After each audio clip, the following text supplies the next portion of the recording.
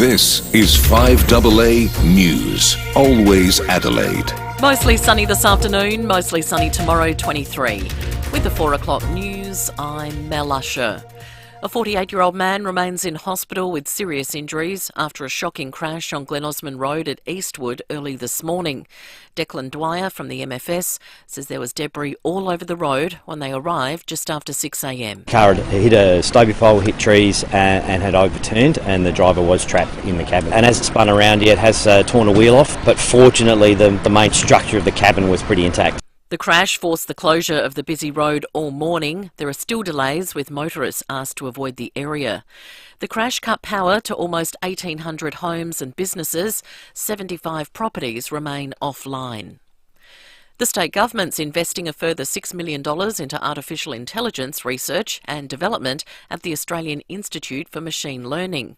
The funding, to be matched by the University of Adelaide, will help position it at the forefront of AI research nationally and provide scholarships and career opportunities for South Australians. Premier Peter Malinauskas says we need to embrace new technology. Although there are legitimate fears that are worthy of contemplation, there is also a lot of hope. A lot of hope that this technology can be utilised in a way that improves our living standards. Rather than replacing jobs, it actually facilitates increasing productivity that we can then translate to higher wages.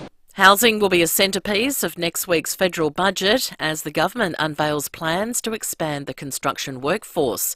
More from Zach De Silva. $90 million will be spent opening more fee-free TAFE positions in a bid to train more tradies. The federal government will also make it easier for workers who've trained overseas to get their Australian qualifications. Skills Minister Brendan O'Connor says more staff are needed to make sure enough homes are being built. We are very aware of the need to fill the skills gaps. Jocelyn Martin from the Housing Industry Association says the changes are welcome amid a critical skills shortage. It's certainly a good start. Next Tuesday's budget will also include further tax reform, but there won't be any changes to concessions for property investors.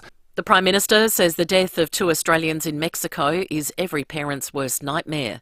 The brothers, along with their American friend, are believed to have been killed in a carjacking gone wrong. Their parents are asking people to live bigger and brighter in their boy's honour. Anthony Albanese says it's a tragedy. To lose these 2 brothers is just awful, and my deepest sympathies and condolences, and I'm sure the whole nation's with the parents and with the other family and friends of these 2 fine young Australians. In the US, the new owners of the home where Marilyn Monroe died are suing the city of Los Angeles. They want to demolish the property and build a new house. They've criticised recent efforts to designate the home a landmark, saying it doesn't meet the criteria to become an historic cultural monument. Now turning to 5AA's sport, Port Adelaide expects Charlie Dixon to be available to play Geelong on Friday night after he rolled his ankle at training. But hamstring injuries to Connor Rosey and Lockie Jones will see the pair miss the trip interstate. Carlton defender Jordan Boyd has signed a 2-year contract extension, keeping him at the club until at least the end of 2026. South Australia's young T20 batting sensation Jake Fraser-McGurk has made a half-century in just 19 balls to help guide the Delhi Capitals to victory in the IPL. And Diego Maradona's stolen Golden Ball trophy, awarded for being named the best player at the 1986 World Cup, has been found and will be auctioned off in France next month. Now checking 5AA traffic. Afternoon at Croydon. Crash to look out for today. South Road near Port Road. Pretty slow going there at the moment. At Eastwood, Glen Osmond Road is closed city bound. That's between Fullerton Road and Greenhill Road, stemming from that accident this morning. Good news though, lanes are open outbound for the drive home. And got a worse water at Belair Main Road near Elliott Avenue, speeds at 40 k's. Cameras Eldersmith Road, Mawson Lakes and Clayson Road at Salisbury East. At Priceline Pharmacy, they know the flu can knock you off your feet, so it's time to roll up your sleeve and join the fight against the flu. Book your flu shot at Priceline Pharmacy. Terms and conditions apply. Adelaide's most accurate traffic on 5AA. Now the 5AA forecast. Get the Toyota Forklift Advantage. Visit toyotamaterialhandling.com.au. Mostly sunny this afternoon, mostly sunny tomorrow, 23. Friday, sunny and 22, and Saturday, 21. Right now it's 22 degrees. Now let's check what's happening on 9 News tonight. I'm Brenton Braglis. Tonight, a warning over Mother's Day scams. What to look out for. Exclusive. The incredible moment a Bondi survivor is reunited with the man who saved her life. The big Aussie clean out. Selling things around the house to pay the bills. But does it do it enough? And only on 9. See the moment Port's Charlie Dixon limps from the training track. 9 News. Your news, nightly at 6 on 9 and on 9 Now. The news and issues that matter to South Australia. Always Adelaide. This is 5AA. The 5AA Sports Show. Get around the little bar! Stephen Rowe and Tim Jennifer. Yes, welcome on this Wednesday. Very nice afternoon out there. So much to talk about as well in sport today, including some calls to move away from tradition. We'll find out more about that. Rowey, Timmy G, good afternoon. Thanks very much, Sam, and thank you for joining us on this magnificent Wednesday that we're experiencing here in Adelaide. I did a little sneaky and got caught, popped down to a Tasting Australia in the Vic Square, which I've got to say is magnificent. And so much so, I ran into Stacey Lee, and of course she said, "Hey, quick, what are you doing here?" And had a quick word and all the rest of it. But I did say off air, I said there was this barbecue going with all the charcoal and all the rest of it, and I walked through it and it got all into the shirt. I said, I'll be chewing on my sleeve in a minute. It's magnificent. So if you get a chance, get down there and enjoy it. It's magnificent. As I welcome Stephen Rowe to this magnificent Wednesday. Yeah, I chatted to Stacey and I forgot what we were going to debate. We're going to do it shortly. That is the AFL rings. Don't we do great things? That tasting, it's just brilliant. It was vibing. And you name another. Oh, look, I've been to Tassie, and I think their food and wine is exquisite. Okay. But pound for pound, our restaurants, our food, our produce, and what we get in Adelaide. If you look at Langhorne Creek, we get the world's best Brussels sprouts from there. Yep. I could go to any region. We're just the best. No, we are. This state is the best. I actually asked a guy who owned quite a few restaurants around Adelaide and said, why is it that we are in that mode? And he said it is the produce. It's all about produce. So well done to everybody that's involved in that, the growers and everybody, so in the markets, you name it. So welcome. And you're right, you did touch on that touchy subject. It came late on our show last night. It did. Ned was here and we sort of had a little debate about it because I get really upset. And I just said that, why do we have to do everything that the United States of America does? I said, I don't want to be the 51st star on there, and this will be our new national anthem if we keep this going. Who's singing this one?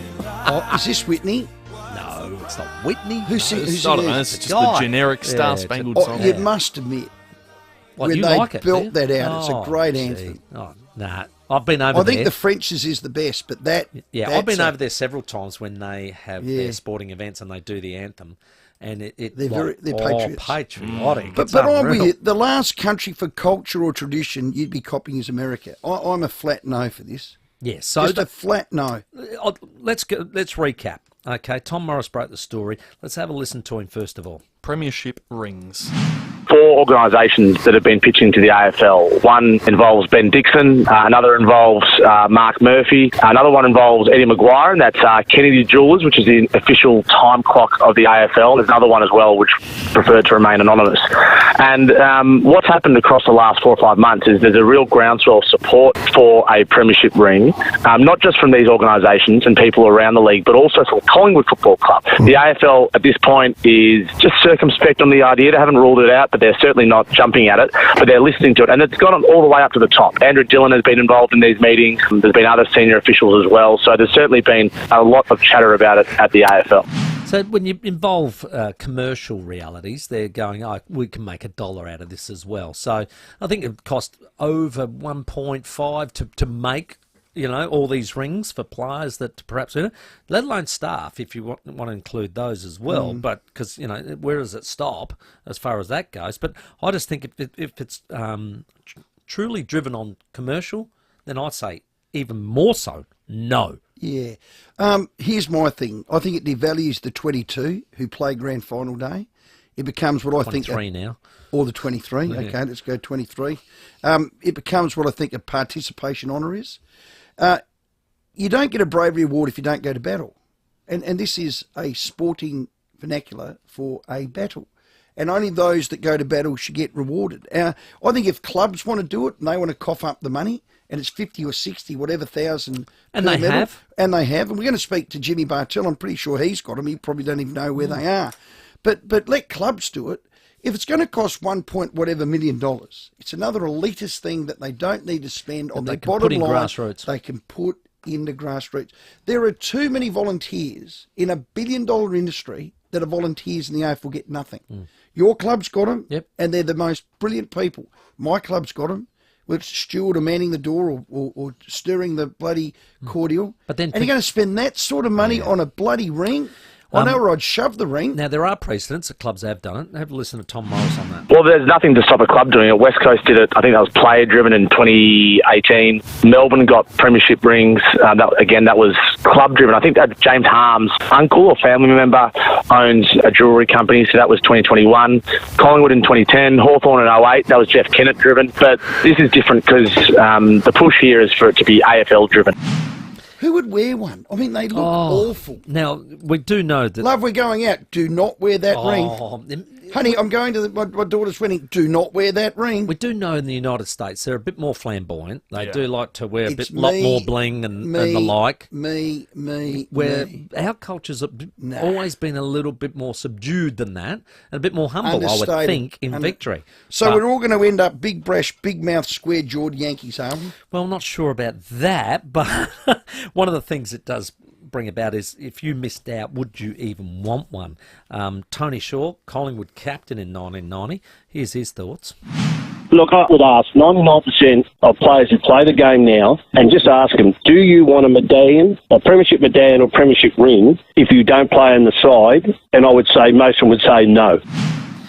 So give us a call, 8223 0000. Do you want a ring? Would you like a ring? Would you like everybody to get a ring? I know that clubs have done that in the past and the like, and that's fine if they want to do that individually. I know when Port won 2004, every staff member that was involved had a group photo and a certificate to say that they were involved in the 2004 premiership. That I actually condone that. Bang, ticket, beauty. But it's this medal/ring that brings about the arguments, and I just think the fact that they're even thinking about the commercialisation of it says to me, no.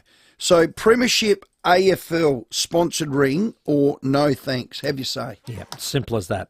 Good work, Stephen, and give us a unique homestyle food text while you're there. Darren Burgess, of course, head of everything fitness and well-being and wellness. At what he says goes, mate. He's the king. Well, everybody's been Best wondering, in industry. How's Nick Murray going along? How's he coming along? Here he is on the progress. Yeah, it's really exciting. He's coming up to about that 10-month mark. He sort of had the date of late May, early June circled in his calendar for a while, and so it's exciting for everybody to see Nick return to play. There you go. So not far away for that's a really good effort, I reckon, coming along. Well, the fact that Keane stood up, Worrell's gained another leg. Well, give Buds you is time. back in the spot. They won't rush him. That is the correct point, is where I'm coming from. Muzz, no need to rush. But when he's back, this is what I'm telling you will happen if it was me. Right. I'm listening. Are we all listening? Mm-hmm. Keane, would you say tick? Yeah. Butts tick? Worrell tick, the three? Yeah, they played well the other night. You got Michael and you got others around there. I'm playing him centre half forward.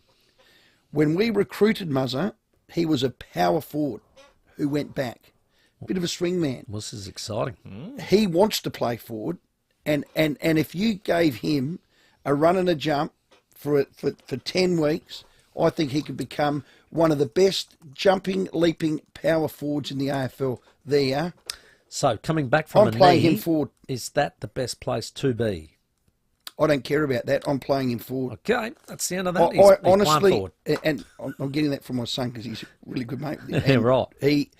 This kid is a forward. I think he is a natural forward because he's got mongrel and he hits the ball bloody hard. Could help you with Thilthorpe being out. So. And when you've got little East sitting around him, they lick their lips like you and I used to do, like a mouse coming out of a sugar bag. All right, we're going to find out. That, my friend, is what I would do. Well, you heard it here first. Get online. Do you want Nick Murray playing? Now, will they listen to me? Forward. Absolutely not. 223 Some port news. Just Jordan Sweet's been a bit crook, so he hasn't been well. Been COVID? No, I'm not sure whether it's a. Do you know there's bouts of when you get fluid on the lungs. Pneumonia. I had it. It's called walking that's pneumonia. Very serious, yeah. Well, it is. Yeah, you wouldn't be playing if that happens. Hopefully he's okay and it was just a bit of a virus. We'll find out there. Burgoyne had a bit of groin tightness, so expected to come up. But Esava Ratugolea goes back to play Geelong, his old club, in Cardinia Park again. So he'll be, I reckon, probably having to take on his old teammate Tom Hawkins, who just happens to equal the club record, 355 games this week, which was Joel Selwood's. And here's his thoughts on Tom Hawkins and the day.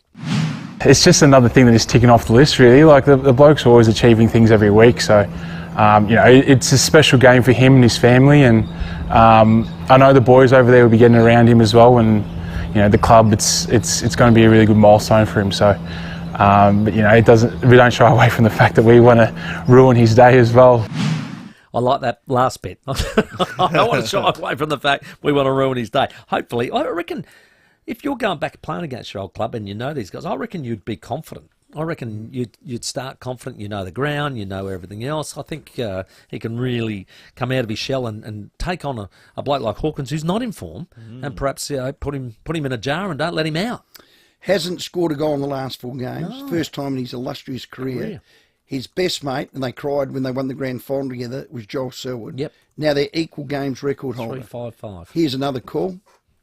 And I'll do the end of it. When I say the end of it, it means it's true. There you are.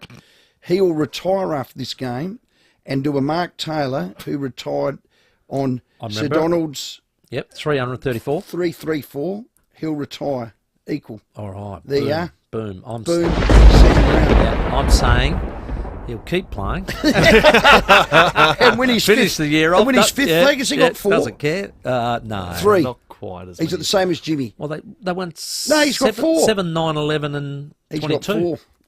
He'll win Did his he play fifth. in 7? He might not have. In who? He might have been too early in 7. I don't think he played 7. I reckon it was too early. So he's got 3. Maybe 3. Yeah, there you go. Well, Joel Selwood's played in 4. Either way, let's hope we right. ruin the day. 3 Hey, flags. give us a 3 call, flags, 8223 0000. Rings or no rings as far as premierships go, and everybody getting one. We're going to get the thoughts of Tony Shaw very shortly, who I know isn't a huge fan by the sounds. Jimmy Bartell's going to join us at 5. Where Are They Now? Coming up tonight as well. Looking forward to hearing from a couple of other guests coming up. Callum Peters is an Aussie boxer who's soon to be an Olympian. He's qualified for Paris. He'll join us in studio. And a young Jacob Rigoni signing on today at the Adelaide 36ers, which is a great yarn from the Sturt Basketball Club. And our best caller tonight with your thoughts, 8223 0000, can win yourself a $100 Kent Town hotel voucher. We'll get to your call straight after the break. It's 18 after 4. Rowey and Timmy G on the 5AA Sports Show. Treadway, second chance, goal! Port Adelaide straight shooter Warren Treadway talks footy with Rowey and Timmy every Friday thanks to Ignition for Men, Amani, Canali, Xenia. Find them all at Ignition for Men, Adelaide's home of luxury menswear, 54 Paynham Road, Stepney. 5AA's Tech Talk with your host, Adelaide Tech guy Richard Pascoe. Thanks to Harvey Norman Computers. Here's a gift idea for Mum. Seamlessly share photos and videos with your loved ones from anywhere in the world with the FIVEAA PhotoStream 7-inch photo frame. It's a digital photo frame that connects to the internet and allows users to send photos from their devices such as a phone to the digital frame. PhotoStream's 7-inch photo frame is just $98 from Harvey Norman. They also have a larger 10-inch frame for $168. And if you really want to showcase your memories, they have a huge and stunning 15.6-inch photo frame from $298. Tell them I sent you in and receive a bonus $20 Harvey Norman gift card with any FIVEAA PhotoStream purchase, limited to 2 bonuses per customer. See the range of FIVEAA PhotoStream digital photo frames now at Harvey Norman. Check out this great offer at a Harvey Norman store near you. When your emergency can't wait, neither should you. At Calvary Adelaide's Emergency Department, you'll experience shorter wait times before receiving personalised care from experienced specialists. With Adelaide's only 24-hour private emergency department, Calvary provides emergency care at any time with no time spared. For fast, specialist private emergency care, get care 24/7 at the Calvary Adelaide Emergency Department, 120 Angus Street, Adelaide.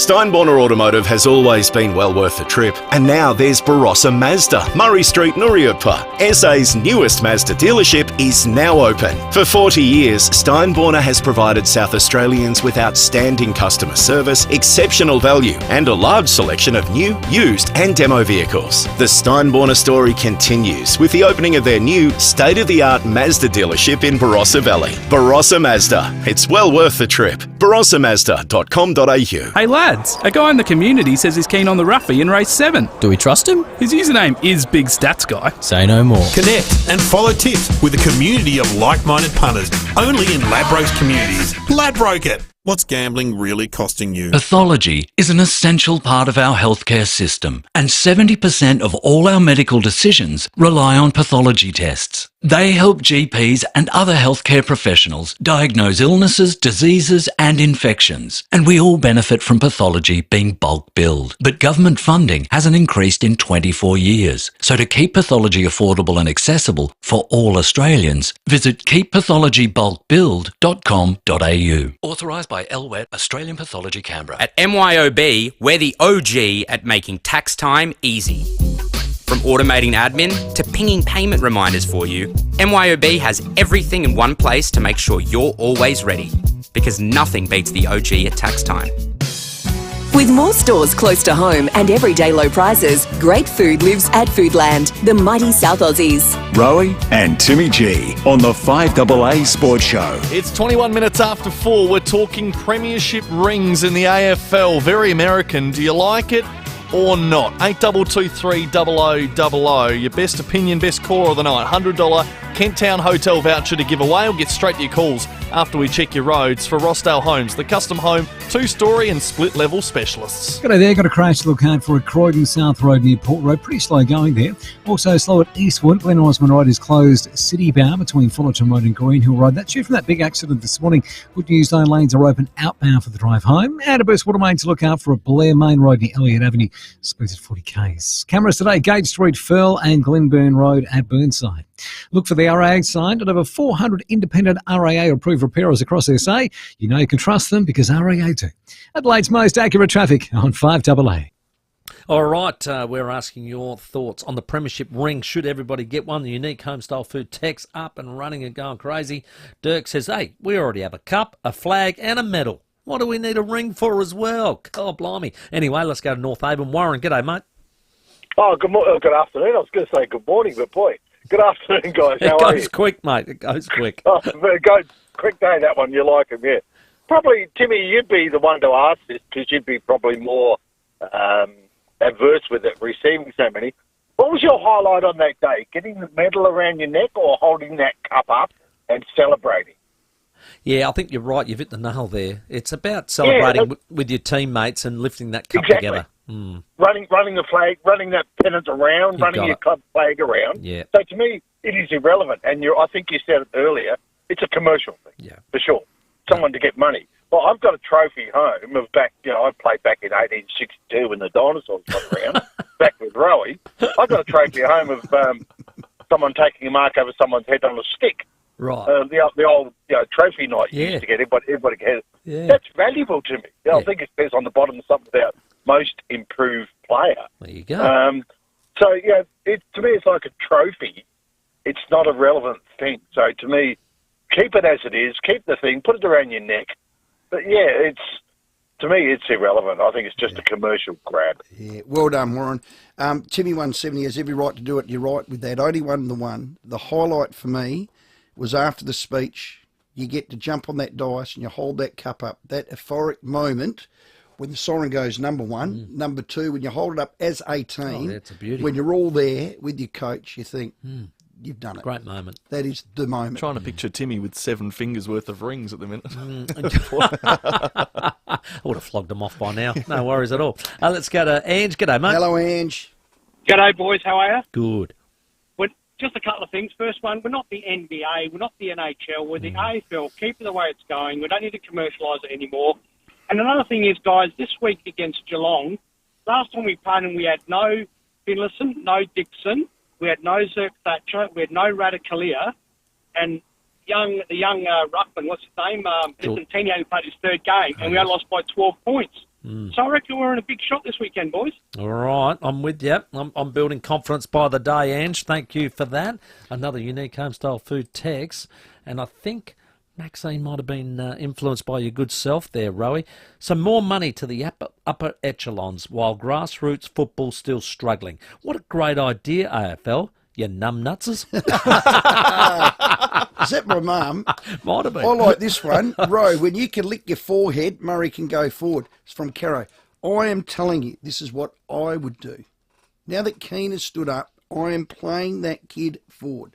I'd start training him in that position now. He's a natural. Right. I think he's an absolute natural. Just went through the archives before. So 2021, there was a game against the Giants where the Crows were getting absolutely belted at home.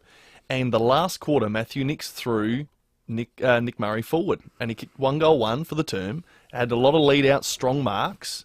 He's proven it already in the AFL stage. His attack on the ball in the air has to be cautious as a defender because you just fist it. But when he can do it as a forward, God, I'd love to crumb off him too. There's an he idea. Hits there's no symbols there. Yeah. Clunk. Clean. Come on, Muzza. Let's go to Johnny from Port Prove Augusta. me right. What's your thoughts, John? Hi, boys. As a fifth generation lad out from County Kerry and Ireland, fifth generation way back, fifth generation South Australian, no way do I want this Yankee doodle crap to keep creeping in. This is just crap. I mean, we've got coast to coast now instead of one end of the ground the other. Coast to coast instead of one end of the ground the other. We've got guys instead of blokes. We've got defense instead of D50, defense. F50. Oh, Defense. it's shocking. I mean, come on. We're a colony of England. Whether you like it or not, we are a colony of England. They introduced us to the great game of cricket and soccer and all the rest of it. So you leave this Yankee doodle crap out. Yeah, well done, Johnny. The Charles Sturt Council have public consultation for the development for Sample to move back to Footy Park. We're going to put this link up on our Rowey and Timmy G Twitter account. We ask anyone who's interested or has a dream of the Crows getting to Thebby and doing it, they've got to get through this public consultation. So there's a little link, you get on, it's a little questionnaire and you fill it out. The Sample need to get to Football Park. They need to buy the land. The Oval will get transferred back to the council as green space. Commercial in general will gift that to them to go away and do that. Well, the AFL, They've said that, have they? Well, it's in the big picture of what they need to do. But what the Sample have done is they've got a shared solution for that Footy Park and that development, the council. They're only going to use it 10% of the time, maximum. 90% of the time, you and I can walk around and run around. Actually, they're going to build a really good running track around the outside of the Oval with gate entrance all the way through to it. They're going to have lights and all that sort of stuff. Residents can use it all that time. They're going to have a barbecue area, a grass area. The big thing with it, they've got to move it 2 metres, but they've got to get this through council. The Crows to Thebby and Sample to the Footy Park with their precinct is all hingent on this. So the more people that can vote, the more people that say they're happy with it, the development. Do you have to be Charles Sturt Council? If you're a Charles Sturt councillor in that, let's call it that precinct, your vote when you do this will be heavily weighted. If you're in that ward would be around Football Park. That'll be heavily weighted. But I've filled it in. So the Crows are sending it out to all their members. Even though you're not in the Charles Sturt Council? I don't know what the weight is, but the Charles Sturt Council, you might be 5. All right. Points. If you're in the ward, it might be like 10. a point system. And me, it might be just 1. And if you're next door to the Oval? Yeah, well, I don't think they can narrow it down to that because you're not putting your address there, you're putting your postcode and all that sort of stuff. But it's another public consultation. Our Treasurer, Steve Mulligan, it's in his electorate. Correct. Him and our Premier, Mr. Malinauskas, are 100% behind this move because it's a win-win. It is a win-win. We're so far down the path, it cannot fall over for the sake of 3 councillors. And to help it over the line, apparently 4 have said yes. Sorry, 6 have said yes, 4 have said no, and they're not moving. And the swingers, they've got to vote. I think the vote's on the 11th of June. Right. So this is massive. So if you're a Crow supporter listening now, get on the link and vote for this development. All right. Because if it doesn't get up on the 11th of June, and I think the council meeting's 11th of June, oh, Timmy. What are you saying? Curtains. Curtains? It's curtains. Not Daniel Curtin. Curtains. Just, oh, wow. It's getting serious. Well, it can not happen now. They're too invested. The Samful's too invested. The Crows are too invested. They don't want to be co-tenants. It's what do they say? You're saying it's do or die? It's do or die. Wow. This is the OK Corral, Tombstone style, righty. wide earth. Gee, and he's up against it, and he's going to get his 6 shooters out, and he's got to start firing. So get on the website if you're a Crows fan. 4:30, we've got the headlines coming up. We'll speak to Tony Shaw very shortly and get more of your calls on the air next. The 5AA Sports Show with Rowey and Timmy G.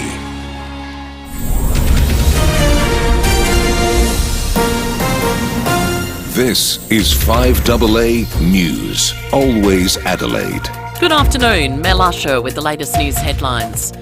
More than 10 hours after a horror crash at the base of Glen Osmond Road, there are still lane closures and delays. 40% of Australians don't trust their recycled waste will be properly dealt with. Ukrainian officials have foiled a plot to assassinate President Volodymyr Zelensky and other high-ranking officials. And in sport, Jordan Boyd has put pen to paper at Carlton, signing on for another 2 years. Now checking 5AA traffic. Afternoon, a crash at Croydon to look out for today. South Road near Port Road, pretty slow. Also slow at Eastwood. Glen Osmond Road is closed city bound between Fullerton Road and Greenhill Road. That's due to that big accident this morning. Good news though, lanes are open outbound for the drive home. And a burst water main to look out for at Belair, Main Road near Elliott Avenue, speeds at 40 k's. Got a camera too, Heathslip Road at Angle Vale. Join the Great Reef Census to see how you can help protect the Great Barrier Reef by simply looking at images of it. Visit greatreefcensus.org to find out more today. Adelaide's most accurate traffic on 5AA. The 5AA forecast down to 10 tonight, mostly sunny tomorrow, 23. Right now it's 22. We'll have more news at 5 and as it happens on 5AA. David Penberthy and Will Goodies, 5AA Breakfast. Alan John Hopkins, wanted by police for alleged serious sexual offending involving a child. This bloke's the worst of the worst. We just got to start taking these bastards out of circulation for good. They got nothing to offer that's good. Well, it just, as a parent, it makes you want to spew up, doesn't it? Adelaide's leading breakfast show. I'm against the death penalty. Except. Weekdays from 6 a.m. on 5AA. Always Adelaide. 2 grand prize homes. 2 grand prize winners. The Hospital Research Foundation Home Lottery's 2 grand prizes in Henley Beach are life-changing. 2 fully furnished, mortgage-free Scott Salisbury homes. And both include $100,000. Life-changing prizes, life-changing impact. That means you can have your cake and eat it too. 2 grand prize homes, 2 grand prize winners. And it's never too early to buy tickets. Homelottery.com.au. Licence M14548. Tap into big savings with Solar Heart Hot Water. Get a $400 trade-in on your old hot water system right now. Then enjoy energy savings for years to come. That's right. For a limited time, all Solar Heart water heaters, including solar, Atmos heat pumps, and Power Store Solar Smart electric systems, come with a $400 trade-in on top of generous government incentives. Stop pouring money down the drain with your old water heater. Get smart. Get Solar Heart. Terms and conditions apply. Parties, weddings, big events. What do they all have in common? Pals. You know your pals want to have a good time, but what will everyone want to drink? That's when you need to speak to Parafield Airport Liquor Store. Pals will make sure you've got the right type of drinks, the right amount, and best of all, we'll make sure you've got the best labels that will keep everyone talking about your event. Parafield Airport Liquor Store. Pals. Next to Roulette's Tavern, Kings Road, Parafield. Whether you need a quick break interstate or a big break overseas, you can maximise your life with the money you make from CMAX. All you have to do is head to CMAX to find out more about taking part in clinical trials. If you're eligible, you'll stay at the CMAX facility, get free meals, and get paid for your time. There are new studies all the time. Check out cmax.com.au to register interest today. That's cmax.com.au. Follow the lights of the Norwegian coastline with a 15-day guided tour and cruise with Hurtigruten and Phil Hoffman Travel. Experience the magical Northern Lights, stay in a glass igloo, embark on thrilling reindeer and husky safaris, and enjoy expertly guided city tours through Helsinki, Bergen and Oslo. Book now for an exclusive 1,200 Norwegian kroner onboard credit per cabin with the Platinum Cruise Club. Visit pht.com.au.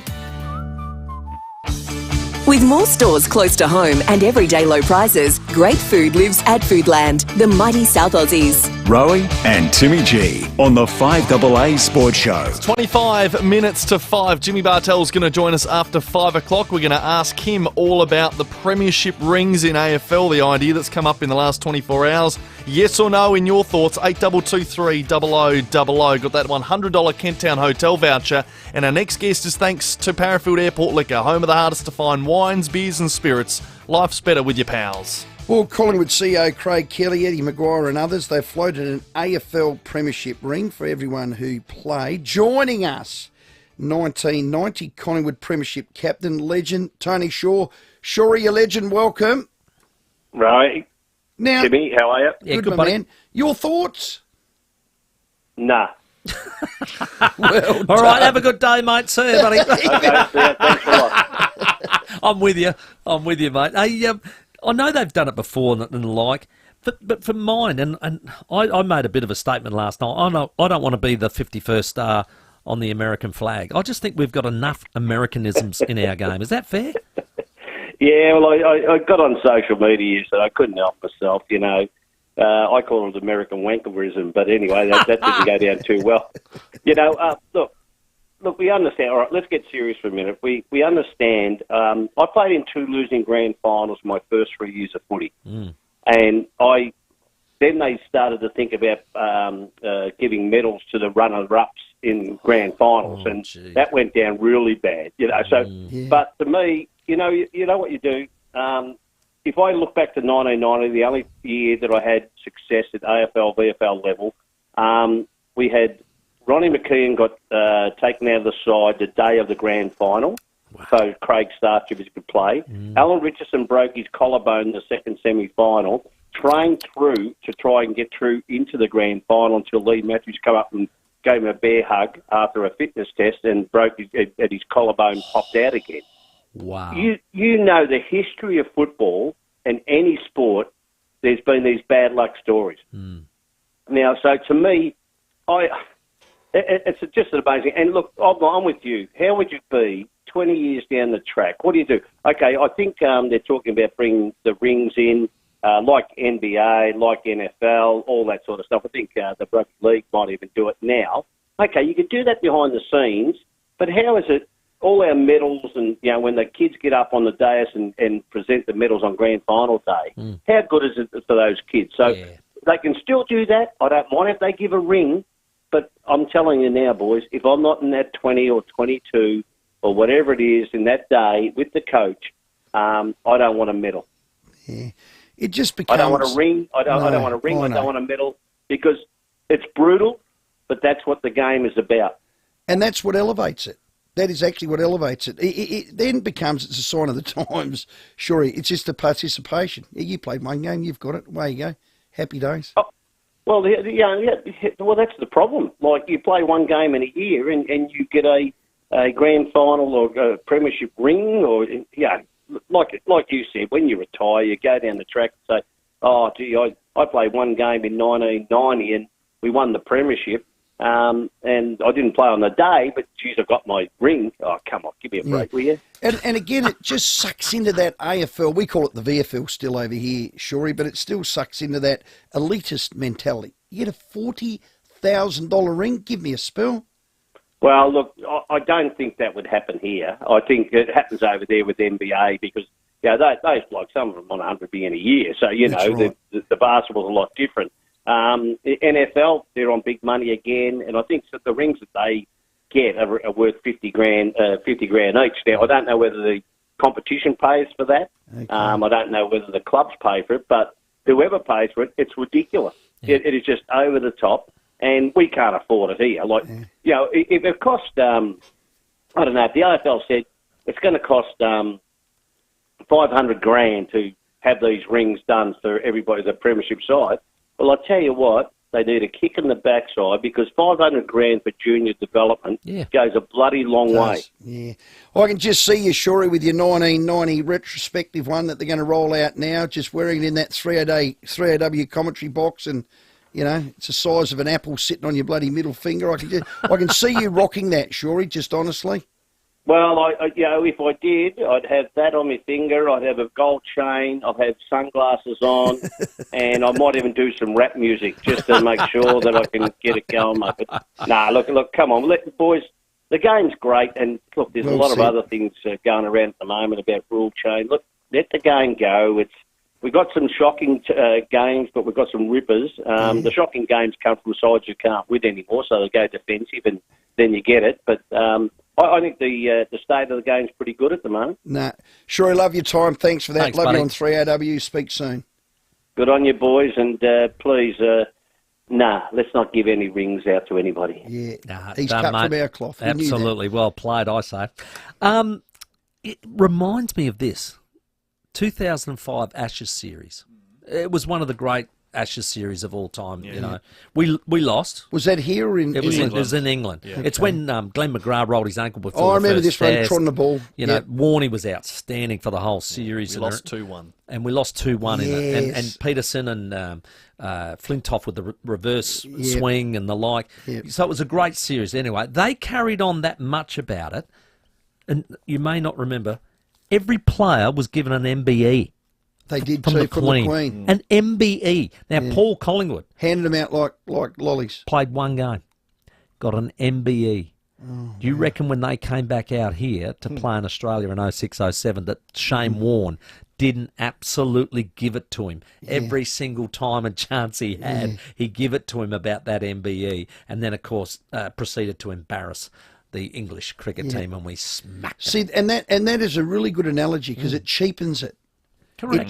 That you've said that brilliantly. It cheapened the MBE. That's an award that you get for a lifetime's achievement, not one game, not just because you win something. Could you believe it? One series they beat us, and they get an MBE. But it'll cheapen. How many do our blokes deserve? But that's it. Great analogy. So here's the question again: an AFL Premiership ring that everyone gets, or we keep it the same and just have a medal. Let's go to Netley Pete. How are you, Ian? Tim and Rowey. Good, thanks. I'm a no on the ring. Good. But my best trophy that I've ever won is a bowler's trophy, which is the back end of a horse. And I won it many years ago, and I prize and get utter joy in looking at that trophy. Oh, it's the greatest trophy I've ever won. Well done, I like it, Pete. I think they used to give that sort of award. It's half a horse and it's the back. They used to give that to the golfer who got the lowest score on the worst score when you're not a golfer's. They used to get that award. So the horses. Yeah, correct. Hole. So that's the award. That's why I giggled a bit. Didn't mind that. Right. 17 minutes to 5. We'll keep taking your calls after the break. $100 Kentown Hotel voucher up for grabs. Do you want to see a ring in the AFL or not? 822 300 Let's check your roads. Afternoon, pretty slow going at Eastwood at the moment. Glen Osmond Road is closed city bound between Fullerton Road and Greenhill Road. As to that accident this morning, good news, lanes are open outbound for the drive home. Another collision at Hindmarsh. 3 cars involved in this one too. That's on Port Road near Chief Street. Out of West Waterway, slowing things up at Belair Main Road near Elliott Avenue, speeds at 40 k's. Got a camera at Greenhill Road at Burnside. Skip the burnt breakfast. Raise a toast to mum instead with Wolf Blass Grey Label Shiraz 2021. $30 was $40. Only at BWS. T's and C's apply. Choose to drink wise. Adelaide's most accurate traffic on 5AA. The 5AA Sports Show, Rowey and Timmy G. 5AA's Tech Talk with your host, Adelaide Tech Guy Richard Pascoe. Thanks to Harvey Norman Computers. Here's a gift idea for mum. Seamlessly share photos and videos with your loved ones from anywhere in the world with the FIVEAA PhotoStream 7-inch photo frame. It's a digital photo frame that connects to the internet and allows users to send photos from their devices such as a phone to the digital frame. PhotoStream's 7-inch photo frame is just $98 from Harvey Norman. They also have a larger 10-inch frame for $168. And if you really want to showcase your memories, they have a huge and stunning 15.6-inch photo frame from $298. Tell them I sent you in and receive a bonus $20 Harvey Norman gift card with any FIVEAA PhotoStream purchase, limited to 2 bonuses per customer. See the range of FIVEAA PhotoStream digital photo frames now at Harvey Norman. Check out this great offer at a Harvey Norman store near you. For over 3 decades, Regent Homes has been synonymous with crafting architecturally bespoke homes, each one a testament to Regent Homes' unwavering commitment to design, quality and sophistication. And because Regent Homes is a South Australian family-owned company, they understand more than anyone what it takes to build a family home. Experience Regent Homes' award-winning display homes at Lightsview and Blackwood Park. Innovative design, elevated living. Visit regenthomes.com.au. Do you know what? It's nice to reflect on family, especially our mums on Mother's Day. What better way to show your appreciation and keep her warm this winter by gifting her a pair of beautiful, handcrafted, comfy and cosy Ugg boots from Uggs to you. I actually said... I'm going to get Jodie a pair. I actually said to the wife, her. I said, shall I get my mum a pair? Because she's got these really little, small feet. She said, I already did it last year, idiot.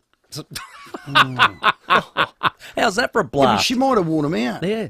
She don't wear out Uggs to you. You can't. Lifetime. You can't. It's Lifetime. impossible. Ugg boots are plenty of sizes. That's why I said it, because she's got little feet, styles, colours, all at wholesale prices. And as proud South Australian small family business, Uggs to You make their handcrafted Ugg boots on site using only A-grade Australian sheepskin. Yep. Pop in, see Vlas and Mary, brilliant people. Red Spot Mother's Day specials like Sands women's scuffs for only $55 and Sand Cozy slippers just $75. Only while stocks last. Would you call them a South Australian institution? Yeah, Vlas why and Mary? not? Well, Absolutely. they've been around for 50 years. They're the best. So grab a pair of Ugg boots for Mother's Day this coming Sunday. Such an easy present. Them and some Corinthians, those flowers. Chrysanthemums. Yeah. You can't say I it. can't Sam, say it either. We've got him. Chrysanthemums. Yeah. Get some Uggs and those nice flowers. Uggs to You, manufacturers of superior Australian Uggs. Located at 235 Frederick Road, Seaton. Uggs to who? Uggs to You. You know what's become a huge deal at Mawson Lakes Mazda? Our end of financial year deals. Want to know a secret? We can give you amazing prices right now. Yep, Mawson Lakes Mazda is clearing new and demo stock at prices you'll normally get in June. And they're available for immediate delivery. Don't wait. Get in before the end of financial year rush. Mawson Lakes Mazda, just a short drive from the city. Fresh Aussie mandarins are now just $3.49 per kilo and pre-segmented for your friends. If you haven't got any friends, more for you. Mandarin party for one. Yay! Aldi, good different. With more stores close to home and everyday low prices, great food lives at Foodland, the mighty South Aussies. Rowey and Timmy G on the 5AA Sports Show. 12 to 5, Jimmy Bartell coming up shortly. Premiership rings, yes or no, 8223 0000. We're taking your calls right now. When you're after that special drop, trust your pals to have it. Parafield Airport Liquor, home of all the hardest to find wines, beers and spirits. We know life is better with your pals. We're going to take your calls, so please get to it. I do like this one about the AFL Premiership ring or not. Yes. Unique home style food text. Rowey and Timmy, the AFL channeling marriage, the 3-ring circus. Engagement ring, wedding ring, then suffer ring. There it is. I've not heard that one before. Oh, I've heard a few weddings. Yeah, a few hundred. Have you? Yeah. Suffer ring. Yeah. For only the 6th time ever, the top 8 AFL teams play each other. What a round. I mean, it starts with Port Adelaide Friday night against Geelong, although Carlton and Melbourne are tomorrow night. Mm-hmm. Freo Sydney, Eston GWS. That's a round. Oh, yeah. Crows v Brisbane, loser of that, season over. Well, they got. We can't get back from 3 and 6. Well, they got a Please. Well, I think you can, but it's tough. Yeah, but I think there was an attendance record too on the weekend. Last week, so the last 2 weeks, we've seen attendance records, second most and third most ever for an AFL round. Unbelievable. Yeah, incredible. Last 2 rounds. So that tells me people are loving it. Oh well, obviously, and They're turning up. The other thing about that is it was a bit of a slow recovery post COVID when they thought 22 they'll all come back. Well, they didn't really. It took a while to get back because people had found new routines, but now they're into it, and I like the fact they're getting good numbers. So if I'm in the commission, I'm an AFL executive. I'm saying to myself, well, mate, it's going all right, fellas. We're pretty good. When you're looking at this season so far, 3 rounds all time best attended rounds ever are in this year. So when you hear buffheads like Rowey carrying on the game's crap, head knocks at what cost, the fabric of the game, just ignore it. Let it wash over you. They're just thinking, the game. I'm doing that good a job. I'll give myself a ring. They might. But they would be sitting there. Hey. Oh yeah. Everything's good. Licking lips, going, this is a fantastic. Hello, Graham. Achievement. Hey, how you going, guys? Hey, Graham. Yeah, good. Hey, love your show. Fantastic show. 5AA, fantastic. Thanks, buddy. My point is, what did Nathan Buckley do when he got the Norm Smith on a losing grand final? He didn't want it. So the people who need it are the people on the day, makes it worthwhile. If they want to play, be a part of the team, the club can do that kind of thing. But correct. Hey, I'm saying, forget the rings, just the medal on the day for the grand finalists. No, great call, Graham. I think you're right because in the club, and I like what Port Adelaide did in 04 because everybody was recognised, but not like the player. But we all not get like it. The player. But when you're in a footy club, you're in a culture. You get it. Right. You all get it. Yeah. And I get, and you. So who's driving this? Exactly. So is there this? some Suki Lala players? Is it support staff? Is it who is it? I think what you find is there's going to be some commercial element to it. Correct. I think that's where it's going.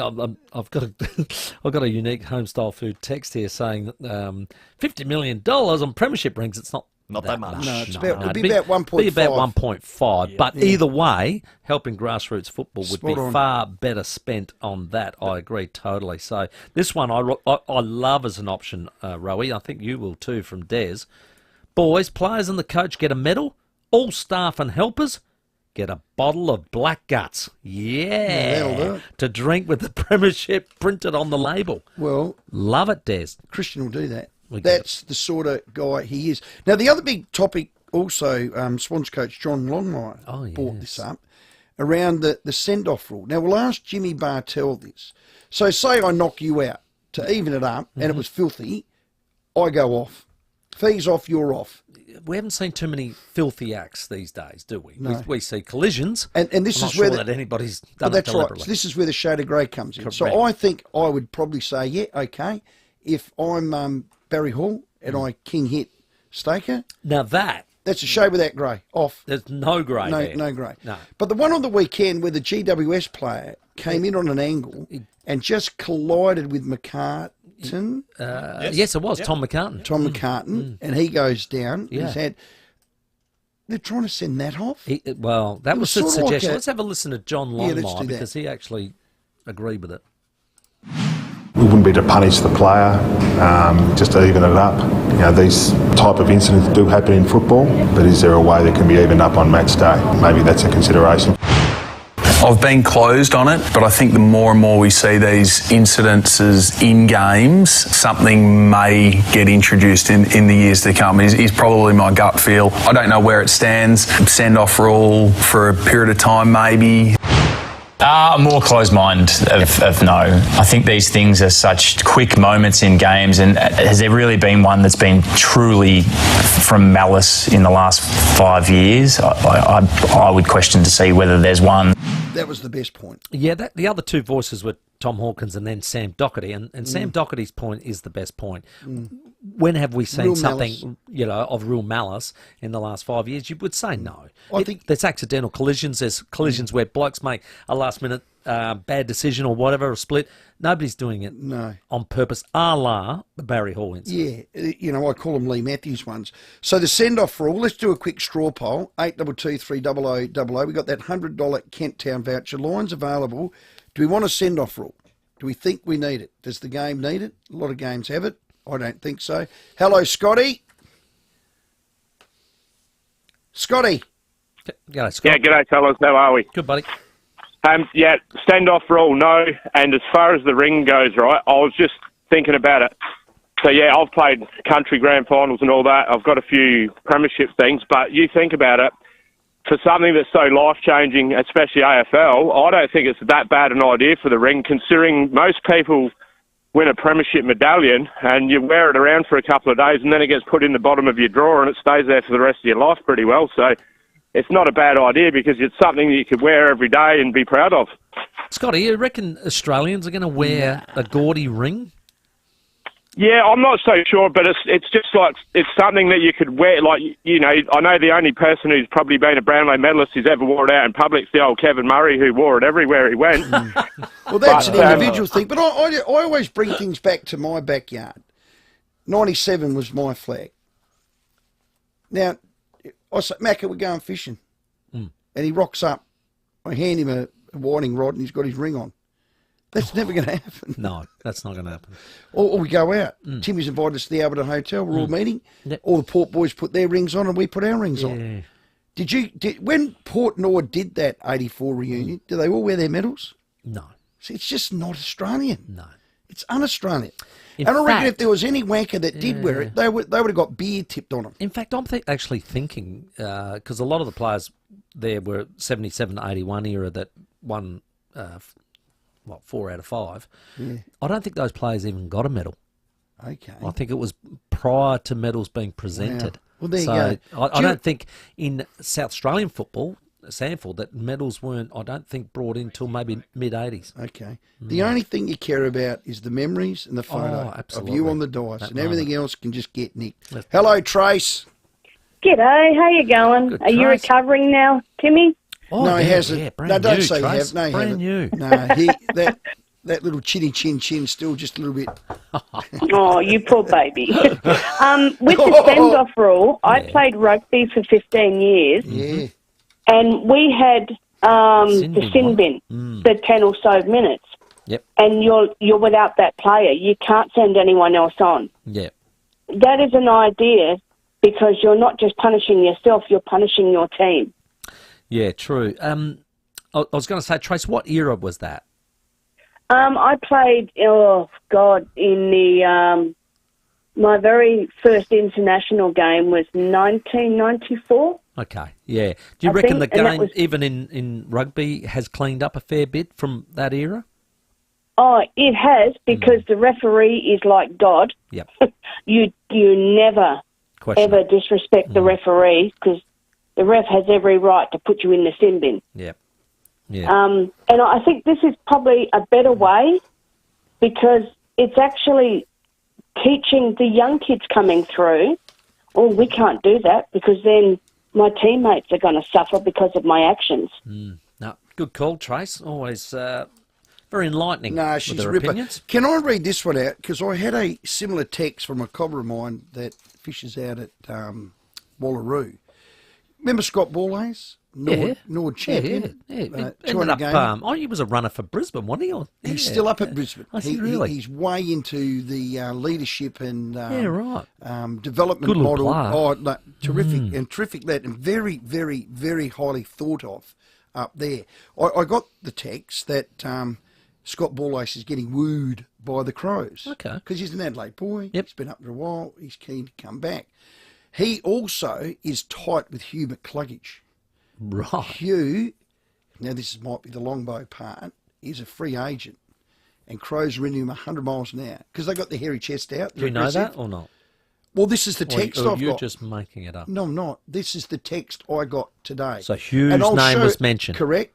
It linked with Scott Borlace. This is the text I got. And I'm going to show it at halftime. Right. I'm happy to even put it up on our Rowey's Twitter account to prove it. Are we having oranges at halftime? Well, hang on. There's a text. It's 1 minute to 5. Timmy, not to me.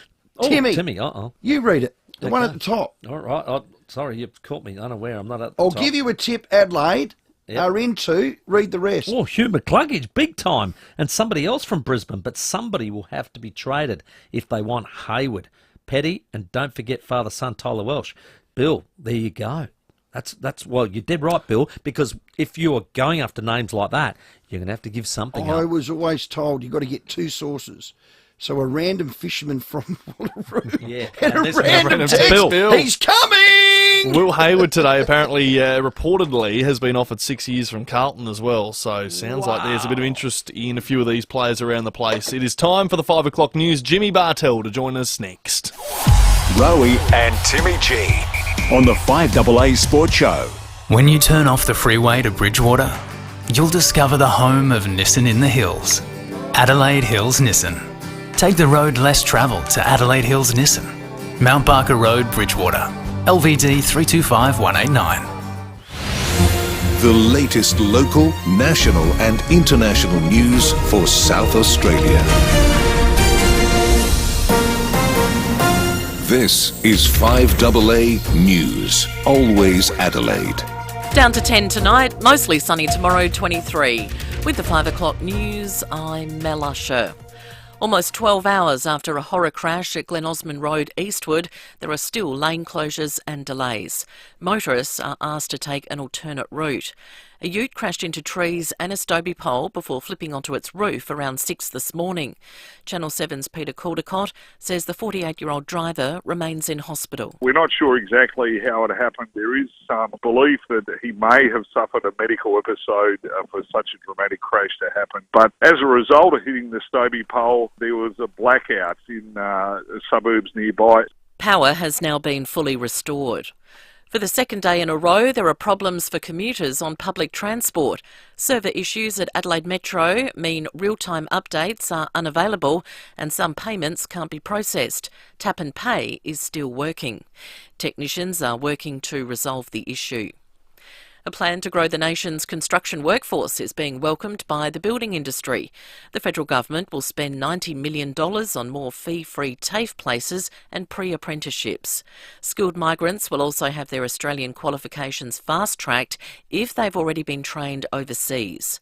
Housing Industry Association Managing Director Jocelyn Martin says it's a good first step. Australia is competing with other markets such as Canada and the USA to get these skilled workers, so we need to be able to be ready and willing and have systems that actually improve that process.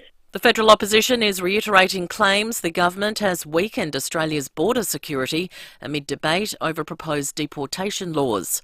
Labor wants to jail asylum seekers who aren't found to be genuine refugees if they refuse to return home. The coalition believes the reforms could have unintended consequences.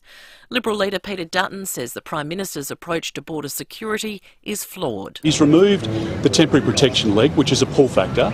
If you're a non-citizen and you come to our country under a Labor government, even if you've committed serious crimes against Australian citizens, as we saw with Danette in WA, you've got the chance to stay here in our country.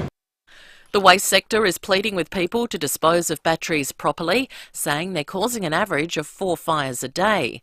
Nearly half of respondents to a Cleanaway survey didn't know that battery drop-off bins are at all major supermarkets and other retailers. Cleanaway's Emma Malinowski says truck fires are a concern, but it can be even worse if a fire breaks out at a waste facility. If the batteries are there and they're not on fire, then they will just be removed as contamination. But if we're getting fires at the facilities, and that's, once again, a lot of danger and safety issues and also cost. If we have a facility burned down, we're looking at millions and millions of dollars. And Eric Idle is heading back to Adelaide. The actor, comedian, songwriter, musician, screenwriter and playwright, not to mention former member of Monty Python, will perform at Festival Theatre on November 20. Now turning to 5AA Sport and Port play Geelong on Friday night. Tom Hawkins is set to equal his mate Joel Selwood's 355-game record.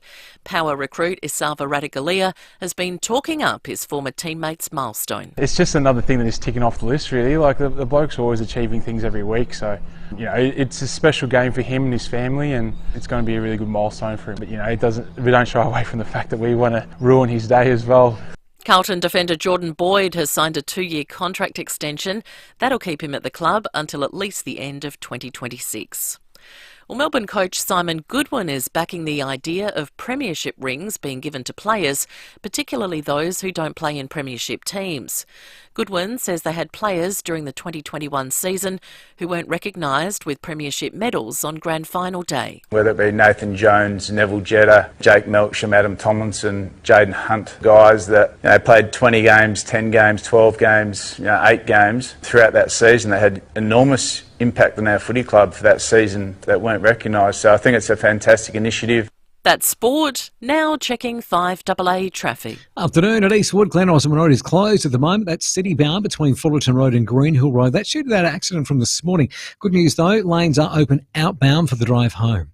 Flinders Park crash, Findon Road near Hartley Road, and 3-car collision at Hindmarsh, Chief Street near Port Road. Cameras this afternoon, Langman Grove, Felixstowe and McGill Road at McGill. Make this time of year less taxing with impressive savings on select Mercedes-Benz models until June 30. Visit Mercedes-Benz Adelaide and Unley today. Terms and conditions apply. Adelaide's most accurate traffic on 5AA. Now the 5AA forecast. Get the Toyota Forklift Advantage. Visit toyotamaterialhandling.com.au. Down to 10 tonight, mostly sunny for your Thursday, 23. Friday is sunny and 23. And Saturday, 21. Right now it's 22 degrees. Now let's check what's happening on 9 News tonight. I'm Brenton Braglis. Tonight, a warning over Mother's Day scams. What to look out for. Exclusive. The incredible moment a Bondi survivor is reunited with the man who saved her life. The big Aussie clean out. Selling things around the house to pay the bills. But does it do it enough? And only on 9. See the moment Port's Charlie Dixon limps from the training track. 9 News. Your news, nightly at 6 on 9 and on 9 Now. IKEA's new lower prices on hundreds of products means you can make more life happen for less. More of all the things you love, lowered to a price you'll love even more. Make it happen for less at ikea.com.au. Ready to dive into something amazing? The all-new Lakeside Lifestyle Resort Goolwa and Ocean View Lifestyle Resort Encounter Bay are now selling. Learn more at the Display Centre at 1 Banfield Road, Goolwa North. With health-focused facilities and endless activities, your next phase of life promises to deliver your best years yet, with access to pools, gymnasiums, bowling greens and more. Visit lakesideresort.com.au or oceanviewresort.com.au. It's no surprise that Alfred James Funeral Homes is there for families in their time of need. They've been doing so for over 100 years. What may be surprising is the lengths they'll go to help you pay tribute to the life journey of your loved one. A song choice that's unconventional. A eulogy that's both heartwarming and hilarious. Oh, and launching their ashes into orbit on a SpaceX rocket. Pre-plan yours with us now. Alfred James Funeral Homes, honouring lives in extraordinary ways. Dreaming of a getaway? Now's the perfect time. With the G'day Parks app, not only do you get access to more parks in more places, but if you book on the app before the 31st of August for travel anytime this year, you'll be entered into the draw to win free fuel for a year. A whole year of free fuel. Book to win and get away on us. G'day Parks, the easy way to get away. Here's good. G'dayParks.com.au. T's and C's apply. Permit number OCT TP 24/00628. Do you have an NDIS plan? Lutheran Disability Services has more opportunities for your next happy home. A home that gives you more. More time? More independence. More celebrations. More three-pointers. More moments with friends. LDS currently has housing opportunities in Adelaide, the Hills and the Barossa. At LDS, we get more because we deserve more. To find out more, visit ldssa.org.au. Tasting Australia, presented by REA Travel, returns with more eating and drinking experiences you love. Tasting Australia runs over 10 days from the Festival Hub in Victoria Square, Tartanyunga. It's your home to deliciously diverse eating and drinking experiences, with over 150 events across Adelaide and South Australia's regions, plus over 20 beverage masterclasses to choose from. Come early, stay late, and see where Town Square takes you. Tasting Australia, on now till May 12, Victoria Square. Setting the agenda for South Australia. This is 5AA, always Adelaide. With more stores close to home and everyday low prices, great food lives at Foodland, the mighty South Aussies. Rowey and Timmy G on the 5AA Sports Show. Welcome back at 9 minutes after 5. Still plenty of time for your calls. Where are they now? Coming up at 5:30, our Samful and Woodville West Torrens Life member. It'll be interesting to chat to them shortly. Callum Peters, an Aussie boxer who's qualified for the Olympic Games this year in Paris, will join us here in studio. And Jacob Rigoni signing on today with the Adelaide 36ers. Your calls as well, 8223 0000.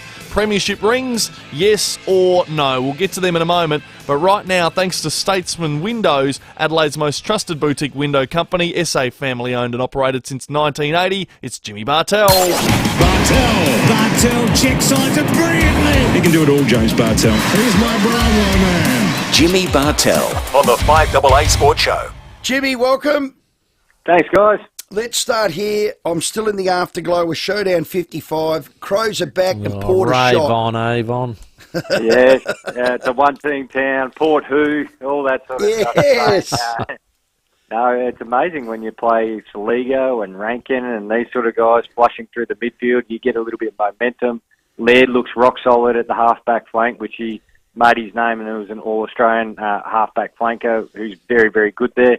I think they got the mix right, but importantly, once you see it flowing and happening, the momentum that you can capture, it just brings everyone into the game. Big D Fog, he looked good. A couple of clunks as well. So they look like they've got a bit of their mojo back, and now they've just got to keep producing it quarter on quarter because, look, we all know that they have a crack around the footy. It's just the ball movement off the back of that with a bit of speed, and they looked a bit better when they played the game up tempo. Port are worry. It's the same old for the last probably 2 or 3 years. They can't get it done in the heat of the battle against teams that bring the heat, Jimmy. Yeah, that's pretty fair. And for me, I was thinking the same thing. And where can you get the lift to take you over, being a side that's good enough to make finals because of experience, but ultimately you want to be playing in grand finals. Yeah. And you look at two blokes in particular, either end, Marshall and Farrell, and now I think they've been good players. But they've got potential to be excellent players and players that we go, geez, you've got to really put a lot of time into them. We see glimpses still from these guys. Now, I looked at Farrell. He's played 79 games. I reckon Marshall wouldn't be too far He's played 100. off that. He's played 100. There you go. But, instead of, when you watch the footy and go, geez, Farrell's a good kick, you want to actually start going, geez, Farrell's a threat in this game. What do we got to do? And you have a look at all sides, how they come off half-back. Now, they're going to play the Cats this week. Holmes has gone back to the half-back flank on a more regular basis instead of being wing and on ball. Now, both of these guys are 70-metre players, Farrell and Holmes. Holmes tucks it under his arm a bit more, but Farrell's a better kick. But Holmes is now a factor in the game. You have to go, geez, this guy's going to break the lines. He's going to get us caught really short in defence. That's where Farrell's got to get to. He can't just be, geez, that's a beautiful kick, or he's got a handball receive. He's got to stay involved. Now, whether that's him or Port Adelaide going, come on, mate, we need you to actually start running and overlapping, because that's where I think they miss a little bit. Houston is a great kick of the footy, but Alir's not overlapping. Zerk Thatcher's not overlapping, and Radaglear's not overlapping, and Lockie Jones is young, or whoever else is filling that final role. So I have some issues with them down back, especially once the ball hits the ground, or can they generate enough attack from their back half? Any chance Friday night against your old mob? No. Well done, Jimmy. 17 long years. There we go. 17 long years. You played in that. No, he didn't. He missed that one. Oh, you missed it. So there you go. You can't be blamed. That's the only reason you won. No, no, that was a cracking game. Dom Cassisi, I thought Gary Abbott Jr.'s goal, I reckon it was about 2 minutes ago. And then Cassisi kicked one with about a minute to go. Correct. We had a couple of boys out that day, though, myself, Joel Corey, Cameron Ling, and I think we squared it up next time we met you a few weeks later in the granny. But look, but I think the opportunity where you can win and being serious, if you can win, you do have more maturity and depth in your midfield. I know Rosie's out, but you still got Wines, Butters, Drew, and other guys around that midfield mix. Boak, these sort of guys. I'm not sure what you're going to do in the ruck, but you've got at ground level enough to put pressure on the Cats. And at GMHBA Stadium, it does become a territory game because you can pin it in your half. And they do like doing that. They do. What about the Crows' chances against Brisbane? It's one of probably their Achilles' heels when they have a good win is backing it up. Yeah, but who's left for Brisbane? It's I think there'll be some questions asked. Not blaming the Gabba, but you'll have to ask some questions. Why so many ACLs? You take away 5. Kadeem Coleman, which is an accident. Someone fell or came across his leg, smothering it. All the rest were on the ground and twisting. So I think they will be going to the curator. Is there something to do with the grass here? It's a bit like, you remember when games were played over in the West there for a while? Everyone kept doing their thing in the West. It's got a bit of a sense of that. But Zorko to halfback flank, you'd want to put a bit of time into him because he cut Gold Coast apart. He had 35 kicks. So put some time into him, put some time into Dunkley and Neil, and then put some pace on the game because I reckon still that's the opportunity against the Lions. Real zip on the game, you can catch them out. Hey, mate, a couple of suggestions around the traps. Collingwood as a club itself, sort of, thinking the premiership ring a la the NFL would be a good idea. Just want you to listen to Collingwood premiership captain Tony Shaw's thoughts. Look, I would ask 99% of players who play the game now and just ask them, do you want a medallion, a premiership medallion or premiership ring if you don't play on the side? And I would say most of them would say no. So he thinks that anybody that didn't play wouldn't want one. I'm not sure. You've been through the flags where everybody's got a hard luck story in every final. Yep. One, I think is it ring the medallion? Two, is it everybody or nobody? Yeah, well, there's a couple of parts to it. It's a lot easier for me to say no when I've got a premiership medallion. So I've got to actually keep that in mind because it's very easy for me to lean into tradition when I've been fortunate enough to have three medals. So I definitely table that. There's nothing stopping the clubs giving rings. Now, I think there might be a little bit of an element with the AFL and some commercial partners. Can they actually use that as another commercial tool by pairing up with a jeweller or a watchmaker or someone in particular that, it's another class that they can sell to make commercial dollars. So I reckon that's a factor as well. And I sound like an old man already. I don't want to be America. I don't want rings. I've actually got 3 premiership rings, which Geelong made for us. I couldn't tell you where they are. Good. I'm glad.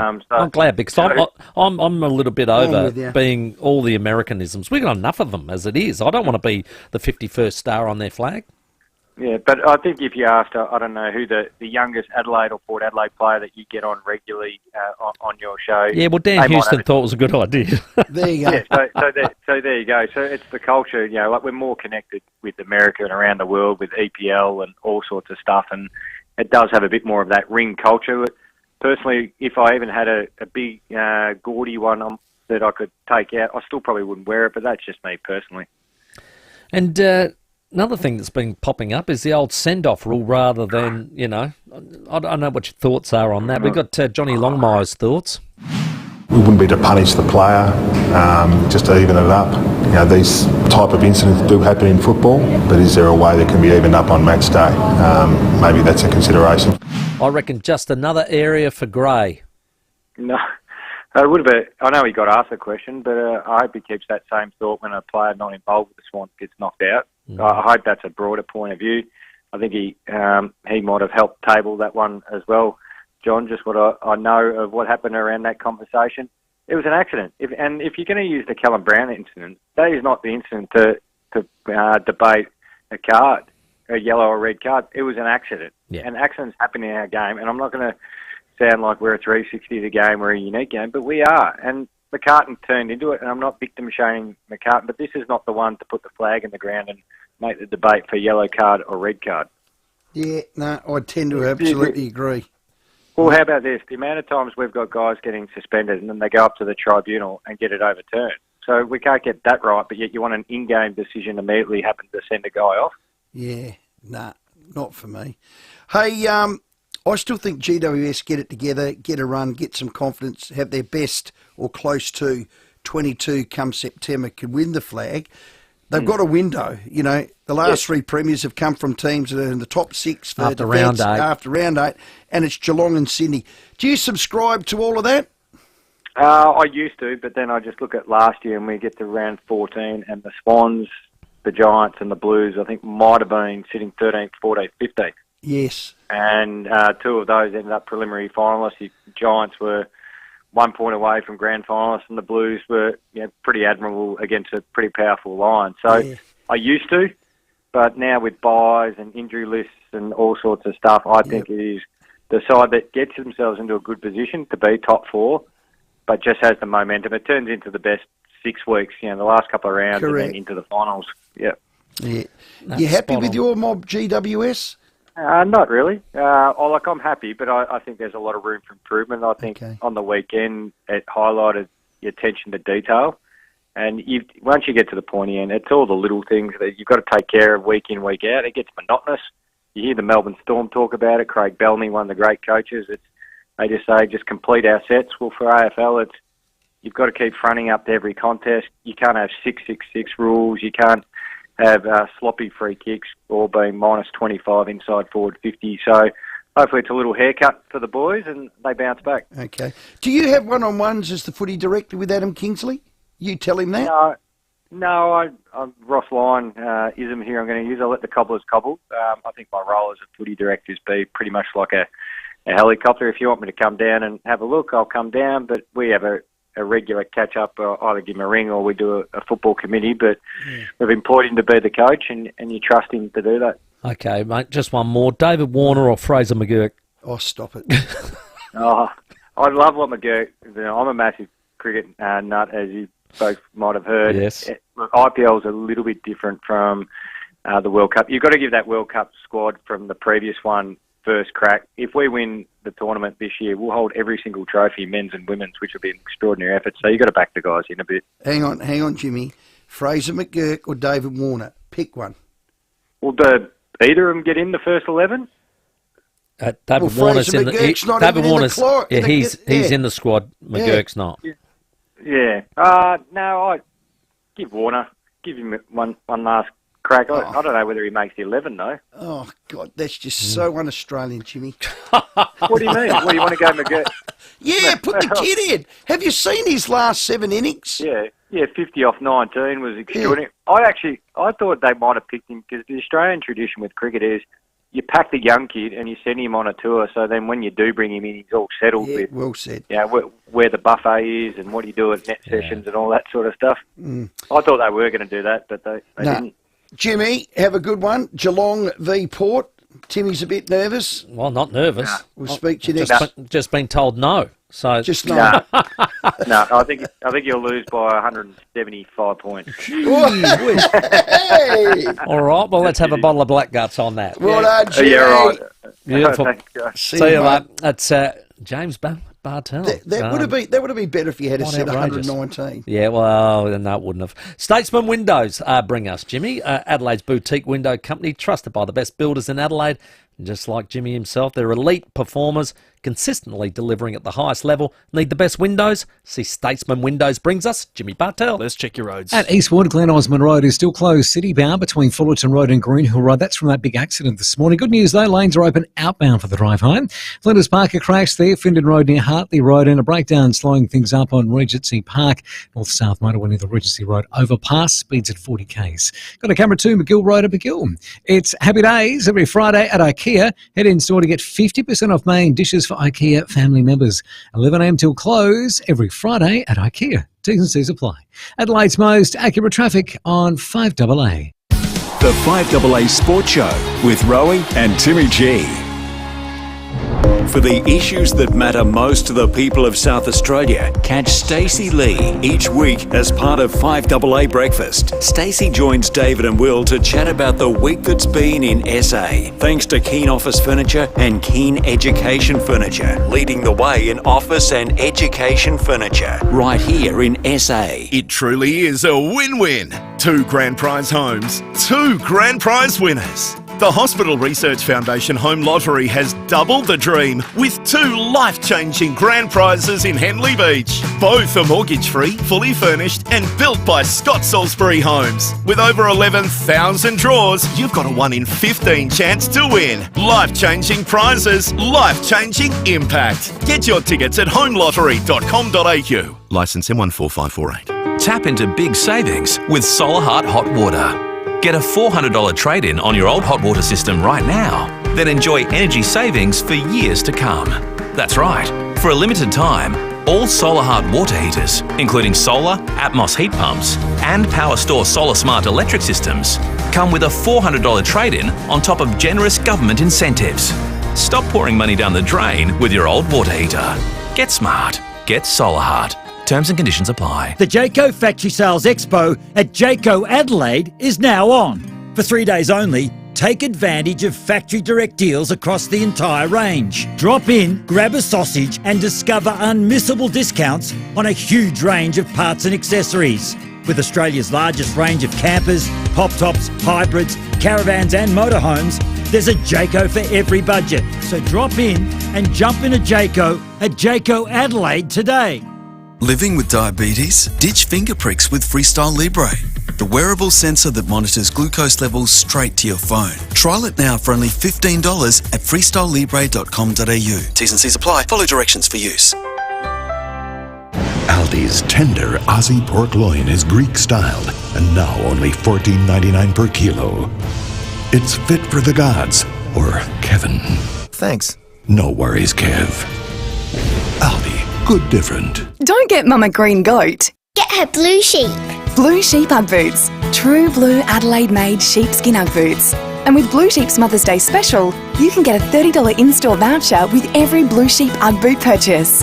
Offer available until Mother's Day at Slatters Outlet Stores, Churchill Centre and Crittenden Road, Findon, or Ward's Shoes on the Parade, Norwood and Gillies Plains Shopping Centre. So don't get Mama Red Rabbit. Get her Blue Sheep. At Slatters Outlet Stores or Ward's Shoes. Changes in your breasts can cause huge anxiety, especially if there's a history of breast cancer.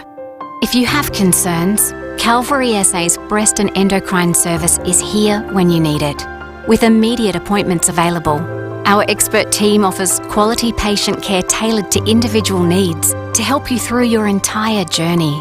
If you have concerns, ask your GP for a referral to Calvary SA Breast and Endocrine Service, North Adelaide and Elizabeth Vale. With more stores close to home and everyday low prices, great food lives at Foodland, the mighty South Aussies. Rowey and Timmy G on the FIVEAA Sports Show. 26 after 5. Where are they now? Coming up after 5:30. Hello, Fearless Phil. Hi, Rory. Look, I just thought about the players getting injured through concussion and the send-off. Rather than, I don't know if this idea's come up, but rather than sending off the player who has infringed, if the umpire deems it a reportable offence, why couldn't the umpire require the team of the offending player to stand the player down for the rest of the game, so to take one out to even it up? Well, that's what he's suggesting, Longmire, but are we going to rely on an umpire to get that call right? And also... So does Matt Crouch get sent off? Firstly, thanks very much for your call, Phil. And Yeah, fair call. and it is actually being touted by Johnny Longmire, exactly that idea. But I think with umpires, when's the last time an umpire reported a player? I was just thinking the same thing. When's the last? It doesn't happen anymore Oh, because the MRO takes care of I it think it was Toby into Green. tribunal if needed. The you know? touchy Toby Green So one. you would remember in our day that the umpire had to come up to you and turn you around to get your number. Yeah, remember? you too. They'd write it in a piece of paper and put it back in their sock. So Toby Green touches the umpire, does he go off? Yeah. Not well. Well, yeah, you get reported. That's what I'm saying. 27 after 5. More of your calls coming up next. The FIVEAA Sports Show. Rowey and Timmy G. David Penberthy and Will Goodings, 5AA Breakfast. We've heard that the cash-strapped Onkaparinga Council is looking at a massive hike in the daily fee to drive your car onto Aldinga Beach. Because they are so utterly in debt through their own financial mismanagement, they're looking at making it go from $8 to $12. Adelaide's leading breakfast show. The extra $4 to bail them out of the economic poop that they've landed themselves in. What a disgrace. Nice little earner. Weekdays from 6 a.m. on 5AA. Always Adelaide. When you buy from Southern Steel Supplies, you're buying from a company forged right here in SA. For over 40 years, Southern Steel Supplies has supported those building our great state, from major construction projects to DIY around the home. If it's steel you need, Southern Steel Supplies has it all, including processing and delivery. Southern Steel Supplies, Lonsdale, Murray Bridge, Gawler and Renmark. southernsteelsupplies.com.au, the South Australian Steel Company. Our community is alive and we all deserve to enjoy it. For those who need in-home support or community access, Always Care is always there to assist with everything from shopping and appointments to outings such as movies, the beach, sport, classes or social events. If you or a loved one requires in-home, personal or nursing care or company while out and about, Always Care is NDIS approved and passionate about helping all live their life to the fullest. Find out more at alwayscare.com.au. Now, you won't believe the rest you'll get from a complete comfort mattress. Oh, I can feel it now. They're built with active zones so you can adjust them with a click of a button to ensure your body gets the right support in the right places. And this is even if you're a side sleeper. Well, here's the thing. The dual controls also mean you can set it to comfortability for you without upsetting your partner. Now, what I'd like is a button that just and it shoots her out the bed. Oh, the old eject button. Imagine that. Yeah, You're giving me the earth of kits. Boom, and she hits the roof. I think she'd buy it on your side first. If you have trouble sleeping or you snore, or you've got a sporting injury that keeps you at trouble. I've got to sleep with a pillow between my legs because I need my hip replaced. Yeah. And I've got this massive hernia at the moment. Showing you photos of that. You need complete comfort. I need complete comfort. God, absolutely. I'm in all sorts. Now, what does a bed with all these features look like? Actually, it looks just like a normal mattress and Of course base. it does. Now, you wouldn't even know the difference by the eye, I can tell you. You really do need to see these beds and have a lay down and try them for yourself at their new showroom. To do this, visit completecomfort.com.au or visit their showroom near Wavell to experience complete comfort beds for yourself. Turn off the freeway to Mount Barker. Go left, and you'll discover the home of Mazda in the hills, Mount Barker Mazda. Take the road less travelled to Mount Barker Mazda since 1954. Mount Barker Road, Totnes, LVD 325189. We've all been feeling cost of living pressures. That's why the Australian government is bringing in tax cuts from the 1st of July. They're for the drivers delivering the veggies and the people buying them. For the people working in offices and the tradespeople building them. For nurses saving lives and the teachers shaping them. They're tax cuts for every taxpayer. Visit taxcuts.gov.au to find out how the 1st of July tax cuts will benefit you. Authorised by the Australian Government, Canberra.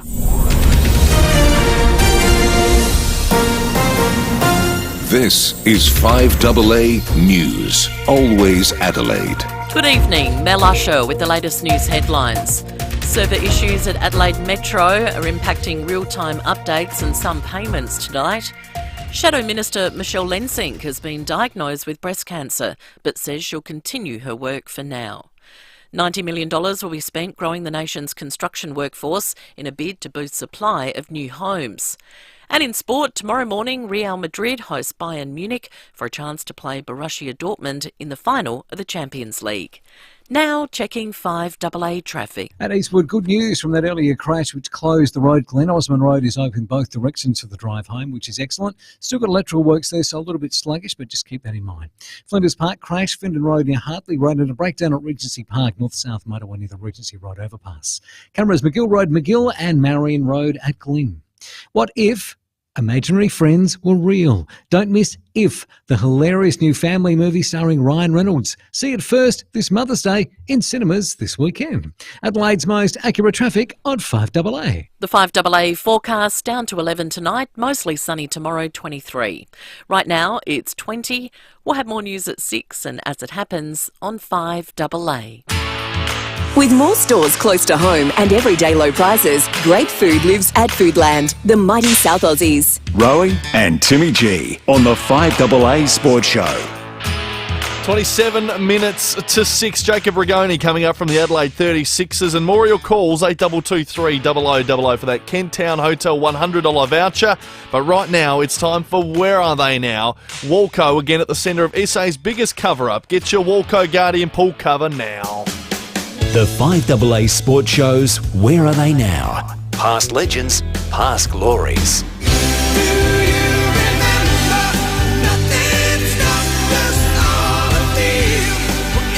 Well, Rowey, when you took on the Woodville Football Club, I tell you what, there was... you go into the midfield and you have a look and you go, I don't want to be standing that bloke right there. He played 234 games for Woodville, and then when they merged with West Torrens in 91 and clocked up 234, kicked 133 goals, was a very, very fierce competitor in the middle, one of the great players of that era. I welcome Ronnie Fuller. G'day, Ron.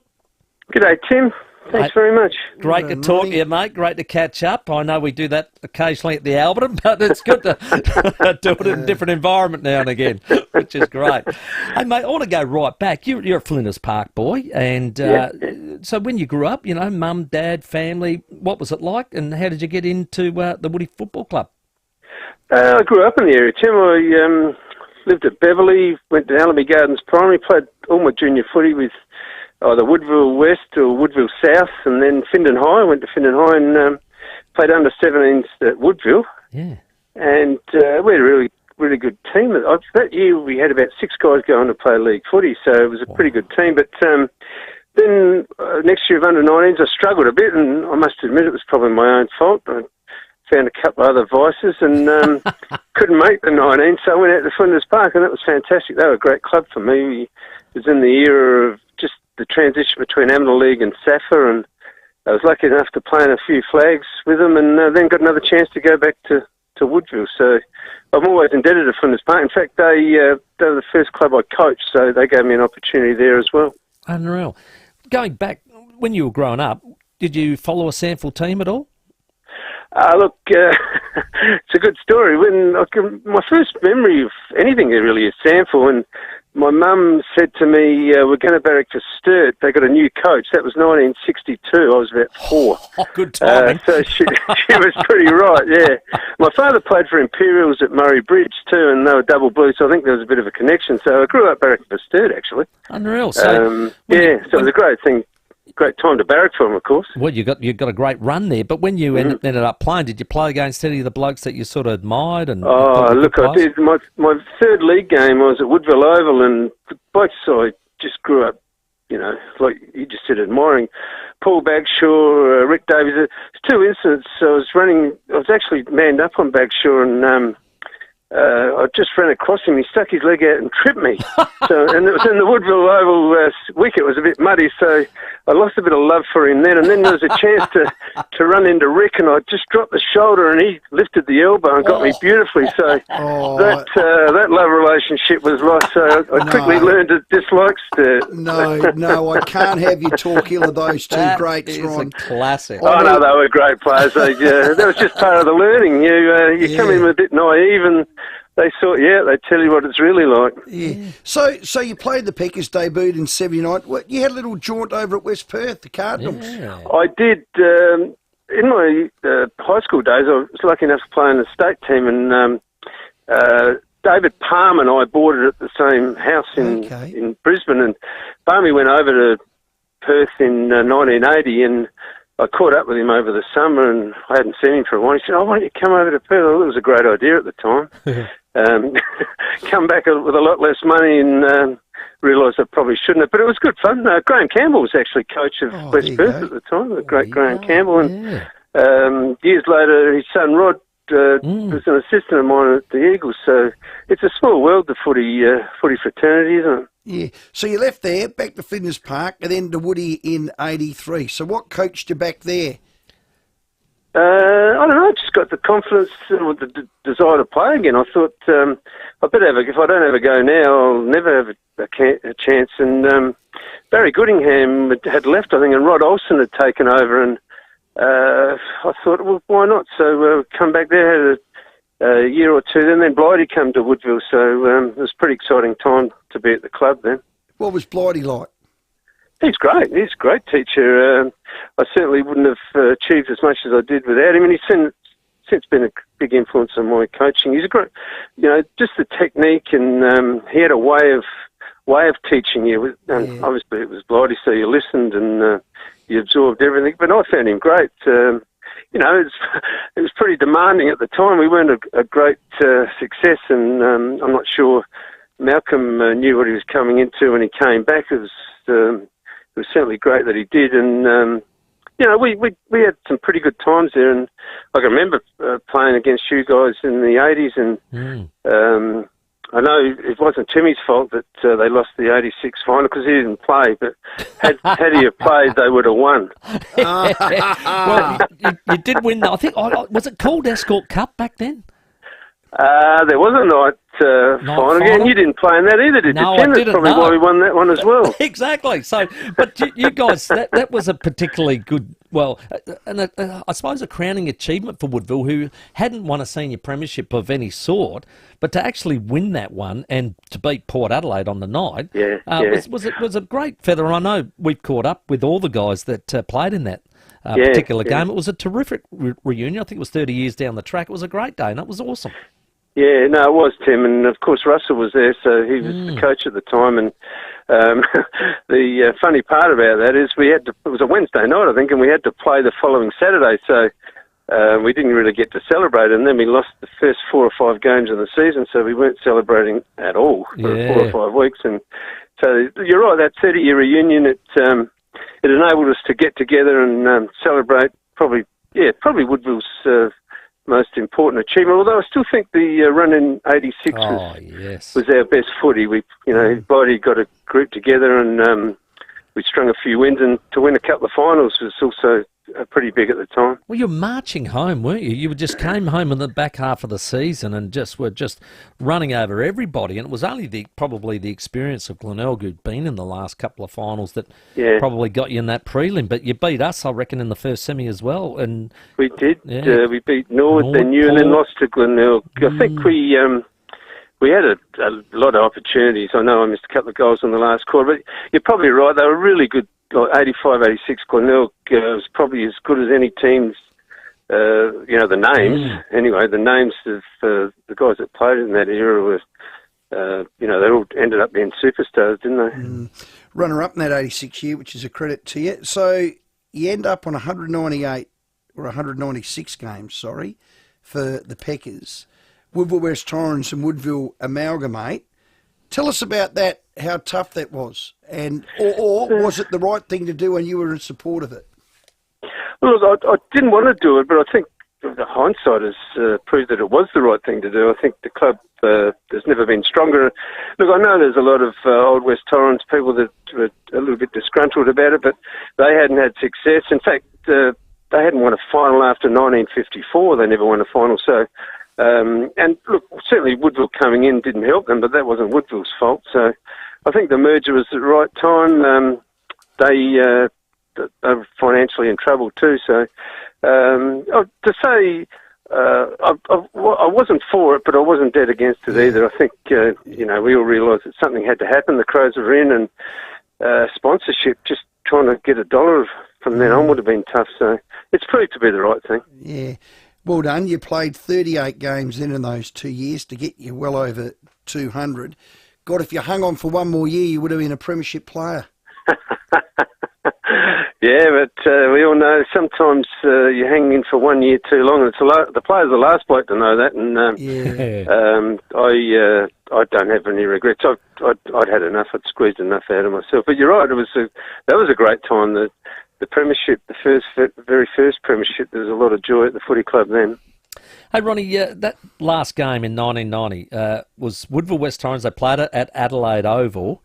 How's this for a scoreline, Rowey?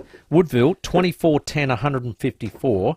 Defeated West Torrens 15-19, 109. Both teams kick over 100 points, and Woodville win by 45. But it marked a few things. I mean, Alan Jakovic kicked 101 goals that year for you guys. You had the great Johnny Klug at centre-half forward. Some big names in that team. Ian Detman finishes with his 200th game. Ralph Sewer finishes his last game, playing in 4 decades. And Scruff Hanna came back after a serious neck injury and plays his last game. It had an incredible script, that game. It was a terrific day too, Tim. I know they didn't plan that when they did the draw, but as it turned out, last game at Adelaide Oval, I've got a great photo of the scoreboard there, and the scoreboard hasn't changed, as we know. But you're right. I think Djakovic might have kicked 13 goals that day. So I haven't got the stats in front of me. Wow. But, he could play. He was a great player, but Ralph was actually, if it wasn't for Djakovic, he would have been best on ground, Ralph. And that was his last game, as you said, in four decades. Incredible effort. And I think that's something that Russell needs to be acknowledged for, that he was able to prolong Ralph's career. For a lad to be able to play till he's 39 was certainly a testament to Ralph, but also Russell was a great mentor for him as well. Yeah, you're right. There's a lot of boxes ticked that game. It's a bit like the state games are a bit exhibition. I don't think anyone wanted to get hurt because we were going to play with each other the year after. We didn't want to snipe or leave any long-lasting bad memories. Yeah, classic. In that game, there's a bit of a urban myth, and I want you to confirm or deny. Late in the game, Ian Detman, in his 200th appearance, gets tackled holding the ball by Scruff Hanna dead in front, and Scruff Hanna kicks the last goal of the game. Look, I think that might be true, actually. I think, we knew it. I think Scruff got a gimme there, but he deserved it, that's for sure. Coming on after a neck injury, as you mentioned, was a very brave thing to do. And unfortunately, Dedo, and you probably would have heard it 1,000 times from Dedo, he's still upset by it. Yeah. Hey, mate, you finish up playing, and then it's almost a decade later before you get into coaching. How did that happen? Who invited you to coach Woodville West Torrens? Well, initially, Phil Harper was the CEO at the time. I got to coach the under-17s. I got to coach against Rowey, actually. Rowey was coaching Norden at the time. And could not so I win a coached game against Roy Fuller. No. Could not win a game. But that was enjoyable too, and we won a few flags in the 17. So as a result, I think Paul Hamilton. Oh yeah, bomber. He was, and he quit to go do something. It might have been North Melbourne. So Les Stevens at the time was the chairman, and he thought, well, I'm there, I'm coaching under 17, so let's have a look at him. So I was very lucky to be given the chance, and guys like Les and then John Candlefter as the CEO had great support from those people, and coached for the next 9 years. So that was a great part to my life as well. Oh, you did a terrific job. Well, I won your first year. You played off against Centrals in a grand final. In 2004, now that wasn't a good one. Was that 125 points, that loss to Centrals? Skip over that one. We'll skip over that one. was it, Rowey? I'd forgotten all of that. Yeah, exactly. That reminded me. And then 2005, but this is what I'm getting at. You've sustained success over a great period, Ron. I don't know what your win record was, but it was outstanding. But let's jump straight to 2006, a 76-point win against Centrals. Tell us about that. Look, it was very gratifying, as you can imagine, after 25. But I think the biggest acknowledgement was from the club. I mean, to lose by whatever it was, 21 goals or whatever it was, and then to bounce back into another grand final and lose, and then bounce back again was real testament to the character of the blokes at the time. And to win by 70-odd points against Central was just not heard of in the time. And I remember Rick McGowan, he was helping out. He coached the reserves, and about 10 minutes into the last quarter, he said, "You can relax now." And I looked at him, I said, "You weren't here 2 years ago, mate."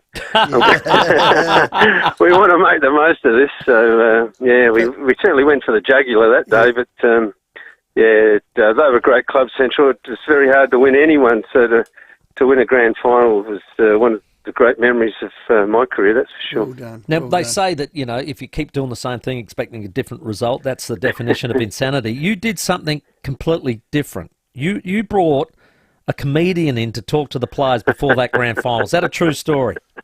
No, that's a true story. He, one of the guys we knew worked for Dave Flanagan. So that was ironic because Dave was on the board when I got appointed at South. South, that's right. We asked him if he could get us a comedian, and must have been, we played the week after the AFL grand final in those days, didn't we? The grand final. And it was a public holiday, so we played on the Sunday, only just beat North in the prelim. So we booked the comedian. We were ready to cancel if we lost, of course. But we had a barbecue and a get together on the Monday and a couple of beers, and the comedian came in, and unfortunately he was a boy from Elizabeth, and he was telling all these Elizabeth jokes, and I'm thinking, oh no, karma's going to get us here. The footy gods are going to get us. But it really lightened the week, and we all relaxed a little bit perhaps, and and then bounced into the grand final after a bit of a laugh. Yeah. Well done on that era, Ron, because I know guys like Mark McKenzie, God, I admired him. You know, Justin Ciccolella, well, I rang him on the weekend for some fishing marks. Champion. The Luke Powers, Luke Key Jarrett and Lee Treby. It was you gelled together a magnificent team. It was an awesome career, mate, in coaching. Well done. No, well done, Ronnie. It's always a pleasure to catch up. Where are they now? Done. Well, he'll be at the Alberton front bar probably in a couple of Sundays. So if you want to come down to catch up, we'll go and have a beer with you. I look forward to it, Tim. Thank you very much. Thanks, Rowey. Well done. Really appreciate it. Ron Fuller, our Where Are They Now? All thanks to Walco. It's SA's biggest cover-up. At Walco is at the centre of it. Put your pool to bed now for winter with your best you can get made right here in Adelaide, a Walco Guardian pool cover. We love our Where Are They Nows. Your call's coming up after the break, 8223 0000 if you want to win that $100 Kenttown Hotel voucher. Right now, we're checking your traffic. Good news for the drive home at Eastwood. Glen Osmond Road is up and running again after that big crash this morning, working in both directions. Still got electrical teams on site fixing that up. It's a little bit slow, but good news for the drive home. Crash at Flinders Park, Findon Road near Hartley Road, and a breakdown at Regency Park, north-south motorway near the Regency Road overpass, blocking the left-hand lane. Got a camera zoo, Montague Road at Cavan. The Australian government's tax cuts from the 1st of July are just for some, therefore every taxpayer. Visit taxcuts.gov.au to find out how the July 1 tax cuts will benefit you. Authorised by the Australian Government, Canberra. Adelaide's most accurate traffic on 5AA. Rowey and Timmy G on the 5AA Sports Show. Gone are the days of bulky solar panels. NRG Solar is ushering in a new era of sleek, efficient solar technology. With just a few panels, harness the power of the sun like never before. The equation is simple. More efficiency, more savings. Join the revolution with NRG Solar. Discover simplicity at 1275 South Road St Mary's or online at nrgsolar.com.au. NRG Solar, for a brighter, more sustainable tomorrow. Hey lads, a guy in the community says he's keen on the Ruffy in race 7. Do we trust him? His username is Big Stats Guy. Say no more. Connect and follow tips with a community of like-minded punters, only in Ladbrokes communities. Ladbroke it. What's gambling really costing you? Now, if you're a business, manufacturing, warehousing, it could be any business, Sharman Shelving can help you keep everything organised. It's a real time saver, and as we know, time is spondula. It's money. You are 100% correct. Bill and his team at Sharman Shelving have been doing it for years in businesses all over SA, improving workflow efficiencies as well. Great little local story, this, Sharman Shelving. I love this mob. You can help revolutionise the space you have, no matter how big or small. And if you're worried about the cost, remember, Sharman Shelving isn't just about short-term fixes. It's an investment in your long-term organisation with affordable solutions and designs for any budget. Correct. Get in touch with Bill for a free measuring quote and he'll gladly show you what is possible. So every business needs a little Sharman. SharmanShelving.com.au or take a look on Facebook. You know what's become a huge deal at Mawson Lakes Mazda? Our end of financial year deals. Want to know a secret? We can give you amazing prices right now. Yep. Mawson Lakes Mazda is clearing new and demo stock at prices you'll normally get in June. And they're available for immediate delivery. Don't wait. Get in before the end of financial year rush. Mawson Lakes Mazda, just a short drive from the city. Hi, Katie Bridges here, Market Lead at 5AA. 2024 will mark my 4th year participating in the annual Vinnie's CEO Sleep Out. On June 20th, SA business and community leaders will gather at Adelaide Oval for one night to raise funds and awareness for people who sleep rough every night. If you're a business or community leader, get involved to help those who don't have a safe place to call home. Sign up now at ceosleepout.org.au. I'll see you there. From the red sands of the Simpson Desert to the golden sands of Fraser, from the rugged terrain of the Kimberley to the forests of the Victorian High Country, you'll go everywhere in your Austrac camper. Austrac! Austrac! Austrac Campus! At SEW Eurodrive, we understand things don't just go wrong between 9 and 5. Our renowned emergency breakdown service ensures constant motion of production lines and ancillary equipment 24/7. Visit sew-drive.com.au. With more stores close to home and everyday low prices, great food lives at Foodland, the mighty South Aussies. Rowey and Timmy G on the 5AA Sports Show. 7 minutes to 6. You can tune in on the Foodland live stream. We're on Facebook and YouTube. Very shortly, we'll have a very special guest in studio, Callum Peters, who's on his way to Paris for the Olympic Games. I just met him out there. He's on his way. He's the first and currently only South Aussie athlete announced for Paris. Yes, boxing. how good's that? The 80 kilo. He won silver in the Com Games when he was younger. This Scotsman just... He was only just pipped. Well, he and, was. well, it was a bit controversial for mine. Look, he was. If he does win, and he's a good chance, be the first ever Olympic gold medal in boxing. Oh, no. Now, I would have thought with our proud history... Yeah. Someone short. Fennick got a silver. I reckon he got a silver, yeah. Yeah. Costa Zoo was obviously a Russian. Yeah, no, we had... I'll think of his name. Little Floyd fellow as Mayweather? well. He was a beauty. No, he's Tyson Australian. He's American. Hello, Bruce at Paraka. Yeah, Bruce. G'day, gents. How are you? Good, Come buddy. on, mate. Good. Good. You were talking to Ronnie Fuller about that last game, Woodville versus Yes. West Torrens. Yes. About the free kick given the scruff hammer. That's the goal right. square. That's right. It's a northern goal square. And it was the biggest non-free kick that you'd ever see. Ian Depp will be happy to hear that. Yeah.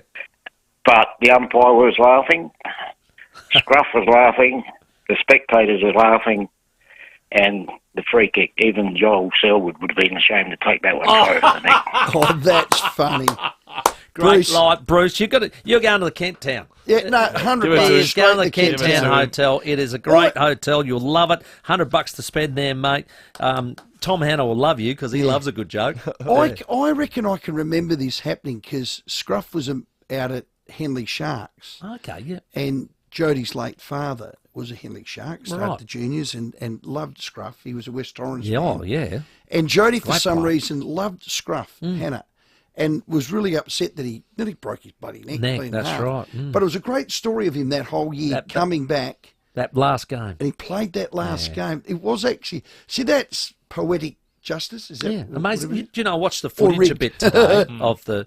And it was my mate running out with him as a 5-year-old. He's now 35 something or other. How's that? Run out with him. He's only about this high. It was a classic. Amazing. He hasn't grown much. Let's go to Sydney. Hey, Ben. Hey, how are you? Good, Timmy buddy. G and Rowey? Good. That's the way. Look, I'm a passionate Power supporter, and I don't know. I just don't think we're going to win any finals with Ken Hinkley at the helm. I think it's time to go. Yeah, unfortunately, Ben, they've signed him for 2 years last year. So I suppose if that window was open, they could have said that last year. But they've signed him for 2 years, so he's got to get the job done. And I suppose we can only hark back to Choco, and when Choco was told by certain sponsor that he Adam wasn't going to win one, he you did. were wrong. Yeah, and maybe there's that opportunity. So yeah. Anyway, we'll keep battling on, Ben. We'll keep seeing if we can just keep improving a little bit by a little bit, and hopefully get a good win at the first one in 17 years at Geelong. Yeah, no question about it. It is 3.5 minutes to 6. We've got the 6 o'clock news coming up. Jacob Rigoni from the Adelaide 36ers and Callum Peters, our South Aussie Olympic boxer. The 5AA Sports Show with Rowey and Timmy G. What starts with A and ends with E? Supplements for you and me. Live life to the full with Arbor Vitae, the anti-inflammatory supplement made from natural ingredients. Arbor Vitae provides relief from the symptoms of mild arthritis and joint pain. It helps maintain healthy blood glucose and cholesterol levels and improves cognitive performance. For Tracy from New South Wales, Arbor Vitae has saved her career. She's a cake maker by trade and suffered with sore hands for years. After trying Arbor Vitae, all her pain disappeared, and she thanks Arbor Vitae for saving her career. Arbor Vitae health supplements are now on sale at Chemist Warehouse, Australia's cheapest chemist. arborvitae.com.au. Always read the label and follow the directions for use. The Subaru 4-day sale is on. Get $500 of free genuine fitted Subaru accessories, 12 months free Rego and CTP, 5 years free roadside assist, and $1,000 fuel voucher on selected models. Offer ends May 11, T's and C's apply. Living independently is an important part of life. For those who need accommodation in a thriving environment with support and care available, Always Care is always there. We'll match your loved one with suitable housemates and disability support workers to ensure they enjoy independent living in a supportive community. If you or a loved one requires accommodation with care, Always Care is NDIS approved and passionate about helping all live their life to the fullest. Find out more at alwayscare.com.au. Looking into solar? Look into Exceed Solar. Long before Exceed Solar were a company, the owners were climbing on roofs all over South Australia, installing solar panels, inverters and batteries. Exceed Solar have seen it all, because they've done it all, literally. And because they're qualified electricians, not salespeople, they know firsthand what will give you the best possible results for many years to come. That's the big Exceed Solar difference.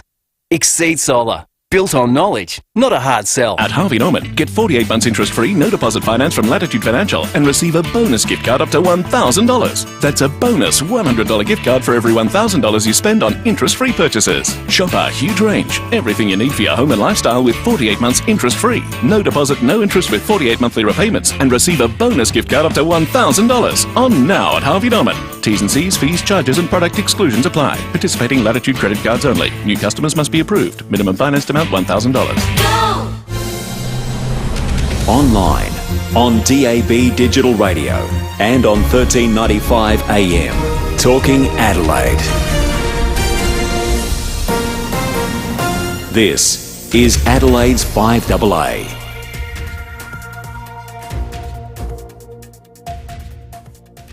Down to 10 tonight, mostly sunny tomorrow, 23. With the 6 o'clock news, I'm Mel Usher.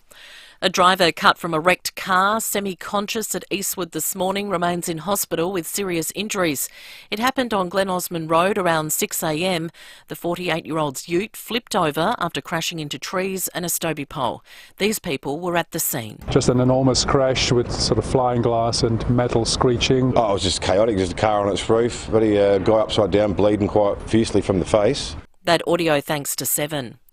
40% of Australians don't trust their recycled waste will be properly dealt with. More from Lindsay Brennan. Cleanaway's annual snapshot highlights a number of barriers preventing Aussies from recycling properly.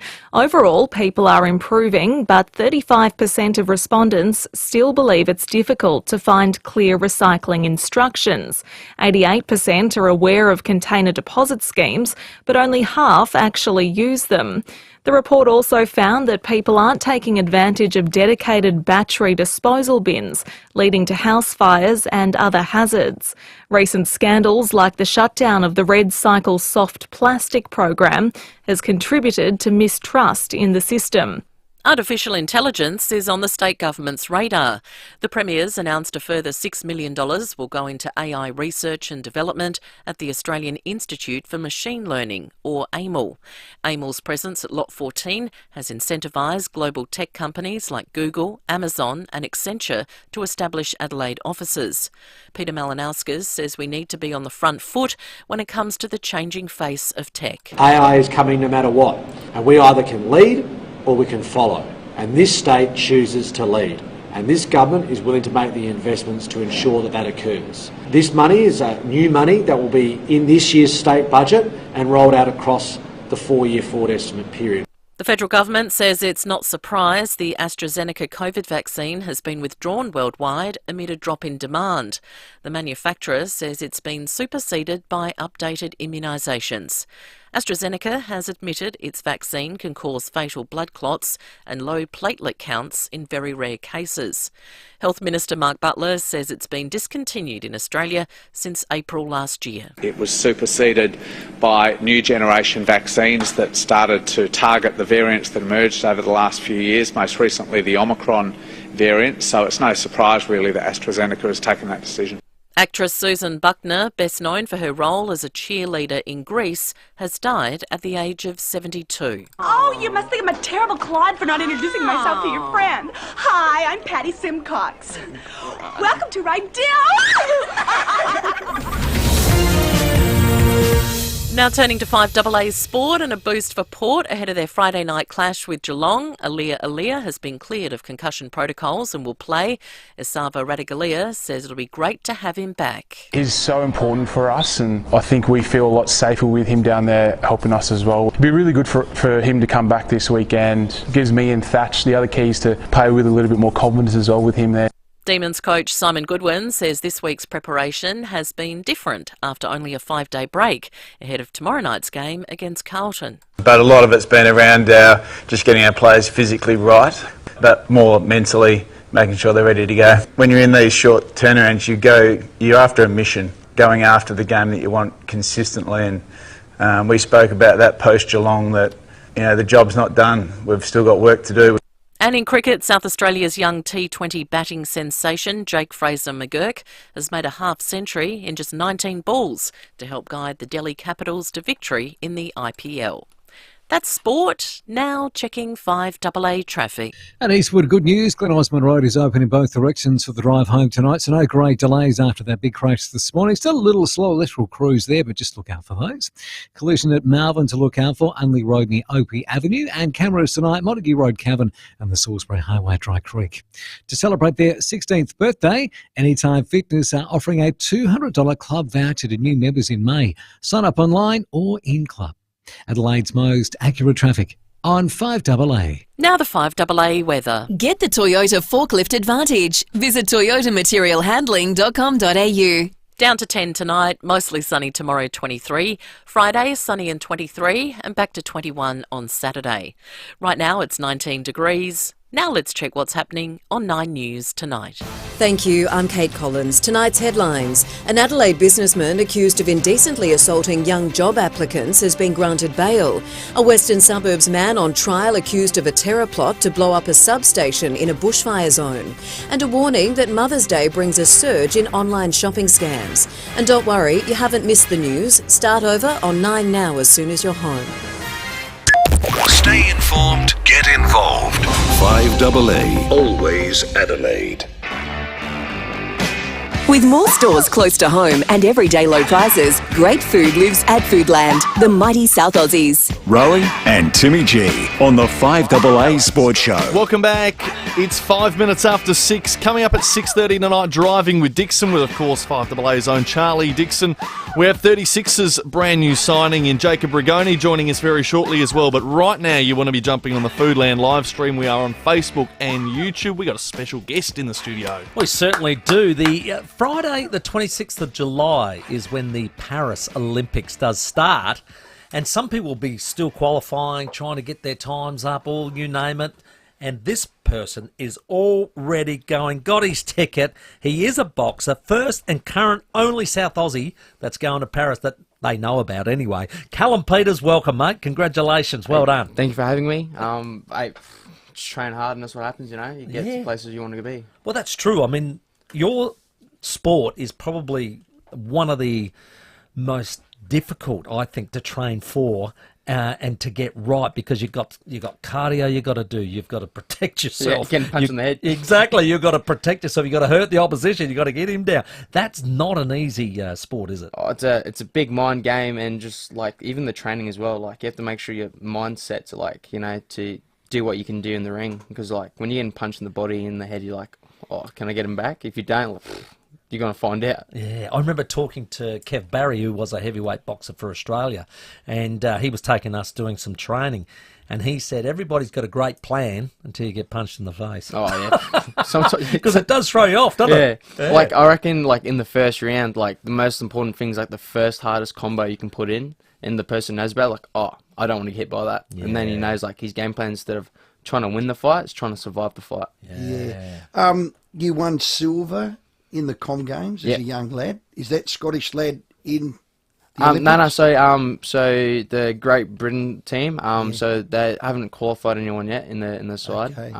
So he I don't know what he's doing. I think he's doing pro now at the moment. Okay. So I'm pretty sure that Wales boy that's nominated in A division in their division. Yeah. So you're 80 kilo. Is that Is that what you want to box at? You've had to put on a bit of beef? Yeah, 'Cause yeah. God, you're as fit as a melly bull.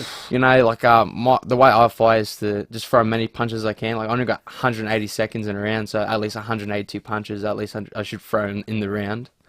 Because it's points, isn't it? Oh yeah, so yeah, it's a point. So you're not going to knock him out? Oh, I can You've if got I to want. score. Yeah, you can. It's possible. Yeah. Can I just put the truck in reverse? Your aim is to, well, knock him out. Yeah, like if I can, I will. Just whatever happens, like the game plan could change throughout the rounds. Like maybe this guy's really fit or this guy's really strong. Just trying to if he is all those things, just try and put him to deep. Make if I'm suffering in the ring, he's suffering with me. So drowning him. You've won 95 of 107 bouts. Your first was at 15. How'd you get into it? Your shy dads out there who's coached you. Bradley, get in here! Tell us about that. I mean, that's a lot of fights for a young lad. Yeah, well, look, with boxing or with any sports, like probably getting the experience is what's the most important to get better and better. Yeah. And to me, from each fight I had, is to just improve each time and not be the same. And just fighting is the best experience I want to get and get into that simulation of it. Timmy's from a large family. You're one of 9. Oh yeah, middle child. Right. What number are you? Number 5. So let me put down 5. 5. I'm number So you 7. had to fight from the minute you come out. Oh yeah, 100%. Fight for food, fight for attention, fight for scraps. That's why Timmy's like he is. He's a mongrel. Have you got mongrel in you? Yeah. Mongrel's good. Yeah, that's what you want to be a fighter, just to get that hunger out, let everyone know. Yeah. I read once, and I've kept it as a mantra because it was very important in the heat of battle.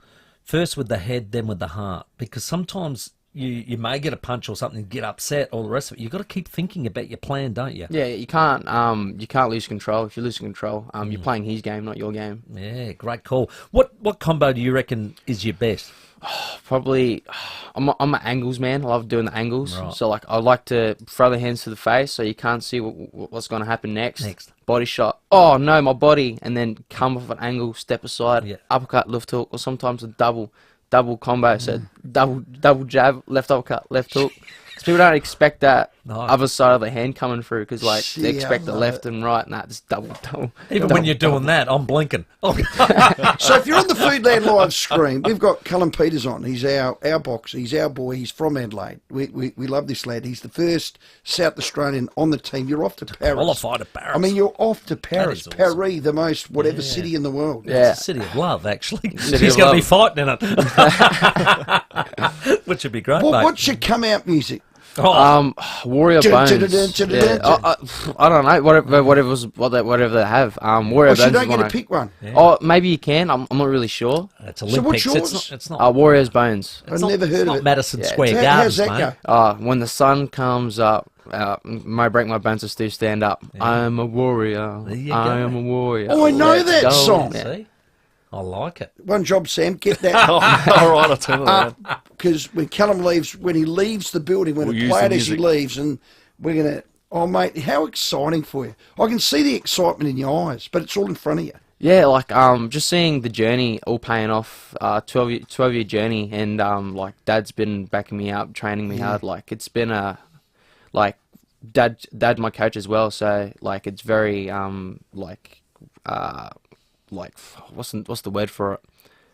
Emotional. Yes. Yeah, he just wants what's best for me, and he wants to see push me how far I can go. So it's yeah. When did you know? I think I'm going to be all right at this game. When was that first moment? As a teenager, you went, "Oh, I reckon I'll be all right." When I first started boxing 9.5, I was terrible. Yeah, right, I was not good. Yeah. Well, you're starting. Yeah, you're That's starting. fair enough. I reckon probably two years into it, I reckon I got better and better. And then just after that halfway that year, do you want to fight? I'm like, yeah, why not? Gave it a go. Had my first fight, didn't win. But the first thing I said to Mum straight away was I should have done that, should have done this. And then that's what I've been doing for the last 12 years, and this is where it got me. Yeah. Who do you look up to in the boxing ring? In the boxing ring, look, there's a lot of great fighters. You always take Bits tools, off. bits and tools off, but the person I look up to is my dad, he's the one that got me into the sport. He's the one that always pushed me to become the very best. So if you got in the ring with the old man now, you lay a few on him? Oh, I 100% have to, I have to show him all the hard work, No, I'm actually scared of him. Give him a bit of chin music. I'll tell you what, he's big like me. You don't have to hit you once. No, just lay on me. I can't move, bro. You know. Well, he should have come in. We want a dad in here. Yeah, I want to ask dad questions. So at So 80, shy, is he? kilos, is that middleweight? Is that what they call Oh, it? so light heavyweight. Light heavy. Is it light Yeah, heavy? Right, yeah. okay. What's your reach like? How big a reach you got? I don't know. What do you reckon? Is that all right? No, but you look like you have got a reach like a sick dog. Can you reach his nose? Come here. I know why. No, but it's a saying. It's Yeah, a saying. it is, But you it have is. got. You need big levers, don't you, for boxers? Well, boxing's all different sizes, all different weights, Yeah. and to my favour, I'm better you coming towards me and me punching you because I've Okay. got longer arms than you, so I should Yep. I should work off that. But I'm a universal boxer. I like to mix it up. I like to go short and mix it up. Oh, Callum! Now, some guys like to approach from the middle. Some guys like to get, closer to the ropes and the like. Have you got a certain area that you like to work I in? like to just move around them. Yeah. Make them always twist and turn, always thinking what is he doing? Because Where's that he going? suits your angles Yeah, as well. 100%. Because once you're in the angle, you're already set to throw again, or you can set to move again. It's like, do you know what I'm going to do next game? Yeah. If you don't, then you're going to get hit. You'd be a good dancer too, I reckon. Oh, I'm You've all got- right. No, you've got to be light on your feet. No, boxers don't. Boxing's dancing. Boxing is dancing. Yeah. Boxing's dancing. Without falling over. Oh, well, try not to. Yeah. Trying to get hit over. Yeah, exactly. So what weight are the gloves? So I'm pretty sure it's over 71. So it's 71 division. It's Okay. 12 ounces. Yeah. Yeah. Okay. Under's 10. I'm pretty sure. They still wear headgear in the Olympics, don't they? Oh, it used to. So it's been a rule changed a Okay. few times. I think it's more of a to separate boxers, to bring their own Yeah. selves, Okay. to make them I'm not really sure. It's not a headguard's more of a cut thing than a protecting yourself. Okay. Yeah. So in our game, which is football, and Timmy's a 7-time Port Adelaide Premiership player, Callum, and I'm just Last a buckled century. wheel. But match play was what it was all about. Like, the more you played, the better you got. 100%. So will you do any boxing, have any serious clouts before the Olympics? Yeah, 100%. Like I said before, fighting's where you're gonna learn and get better and better and better. So who's your sparring partner? so I got a few sparring partners. Got Thomas Westcock and Alec Wenty. Okay. Got White Baker, and I got Brandon Pepper. Okay, when you run out, I'll jump in. I got heaps of people. Yeah. Oh, you knocked the ball out. You know. Bang, bang, bang, bang, bang, bang. He needs something coming back at him. If it wasn't for them, I wouldn't be where I am today. Even You through need the 'em, 12-year don't you? journey, Good team, isn't it? Yeah, 100%. Even the scary parts of them getting better, I'm like, oh no, this is not good. Because they're getting upgraded, to the next level. So do you know, when do you get on the plane to head over? Because it's the 26th of July. It'll come quickly. Yeah. What is the program as far as getting on a kite and heading over?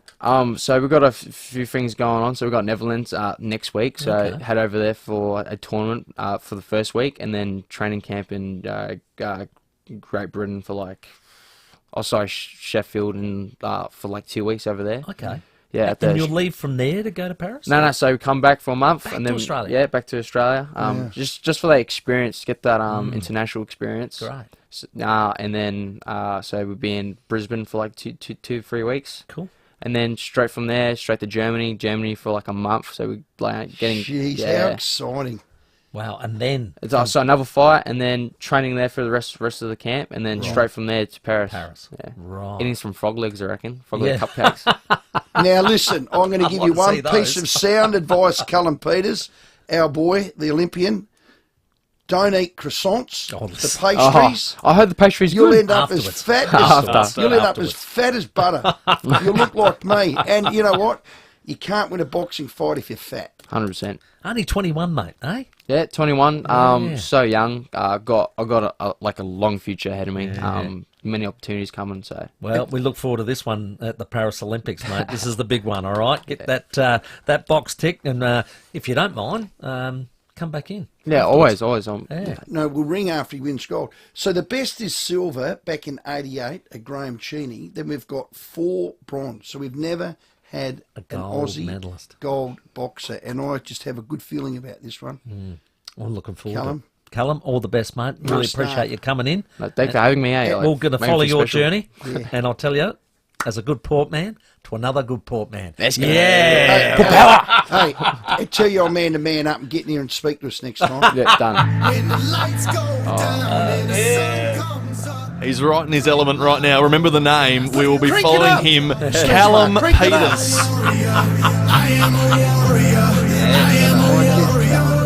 Oh, he's up! He's up! Yes, yes. 17 after 6. Callum Peters, our guest. The 5AA Sports Show with Rowey and Timmy G. He's one of the most decorated AFL players in recent history. Bartel.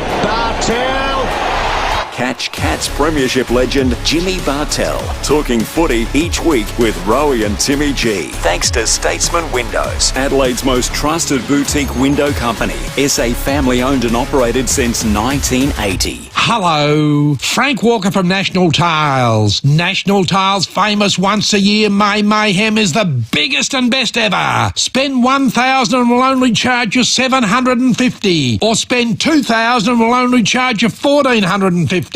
That's right, spend $2,000 and we'll only charge you $1,450. Don't miss the biggest and best National Tiles May Mayhem event of all time. So rush into National Tiles now and save. Conditions apply. Right now at Adelaide Hills MG, we have stock at unbelievable prices. From $18,990 drive away with a 7-year warranty. T's and C's apply. Take the road less travelled to Adelaide Hills MG. Mount Barker Road, Bridgewater. LMVD 325189. Every 4 minutes, one Australian suffers a heart attack or stroke. But knowing your risk is the first step to a healthier heart. That's why the Heart Foundation is encouraging you to get a heart health check this Heart Week. It's a simple 20-minute checkup with your GP. So book a heart health check today and never miss a beat.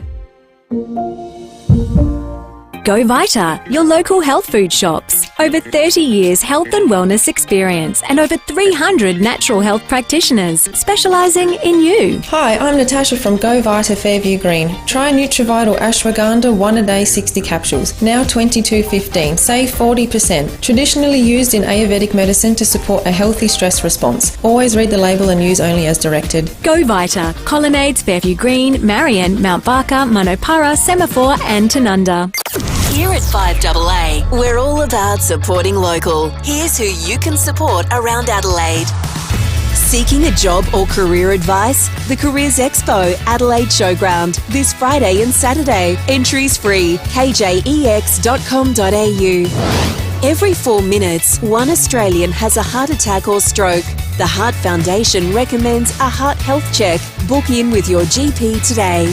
5AA, supporting local business.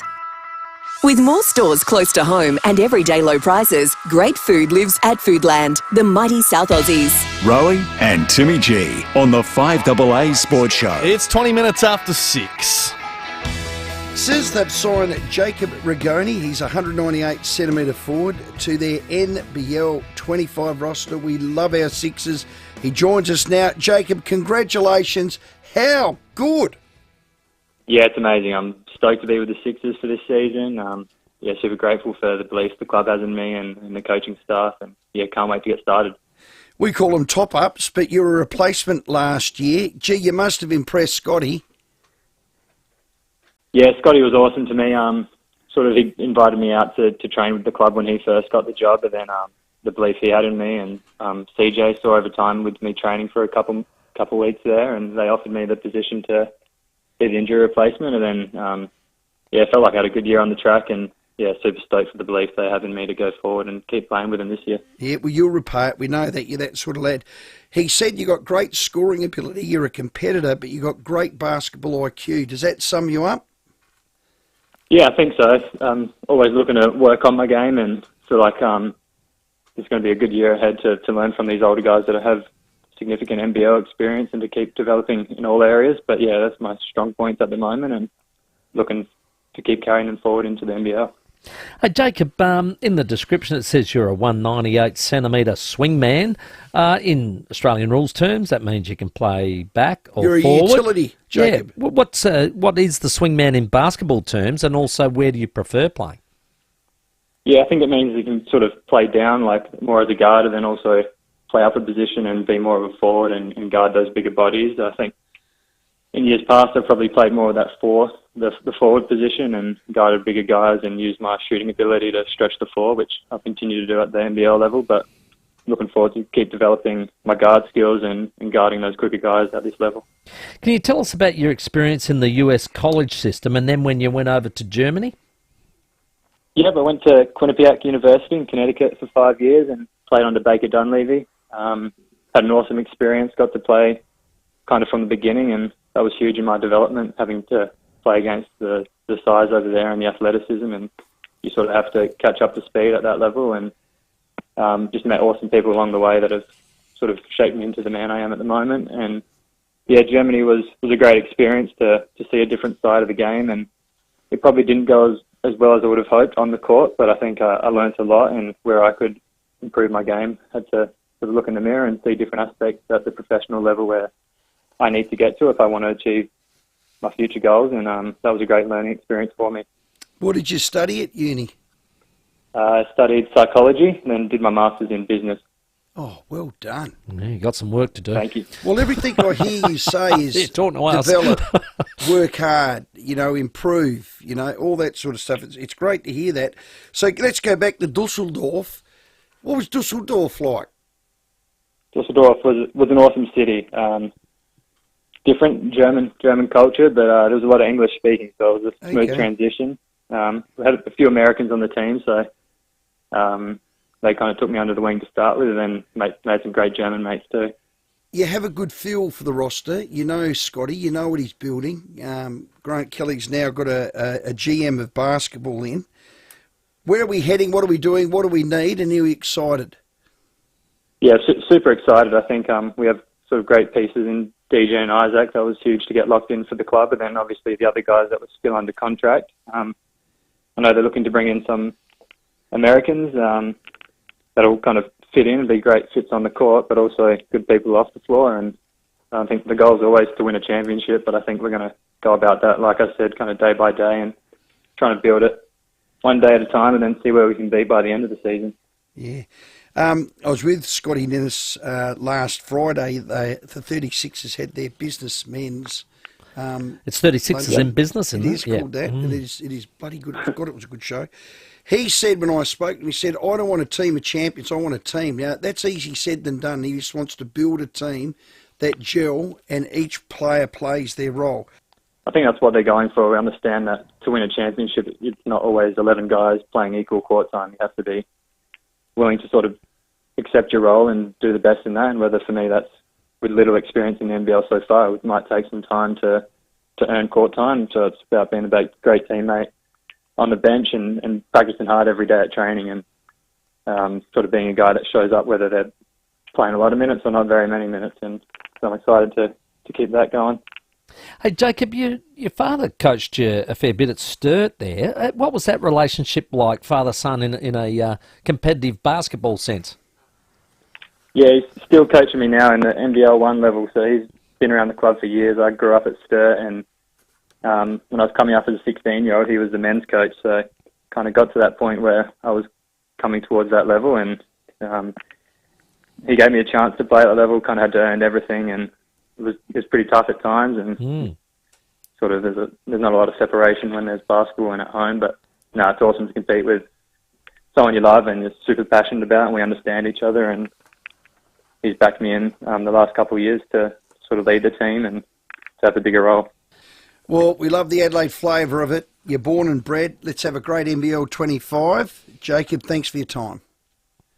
Thanks very much, guys. Appreciate having me. Yeah, exciting year ahead, Timmy. Jacob Rigoni, well done. Yeah. You know what? He's done the hard yards. Been everywhere to build his craft. I love it. Let's see the results. You ripper. It'll be a great year for him, no question. As the Sixers off-season continues, it is time for us to get going at 27 after 6 because Driving with Dixon is coming up next here on 5AA. The 5AA Sports Show, Rowey and Timmy G. David Penberthy and Will Goodings, 5AA Breakfast. Alan John Hopkins, wanted by police for alleged serious sexual offending of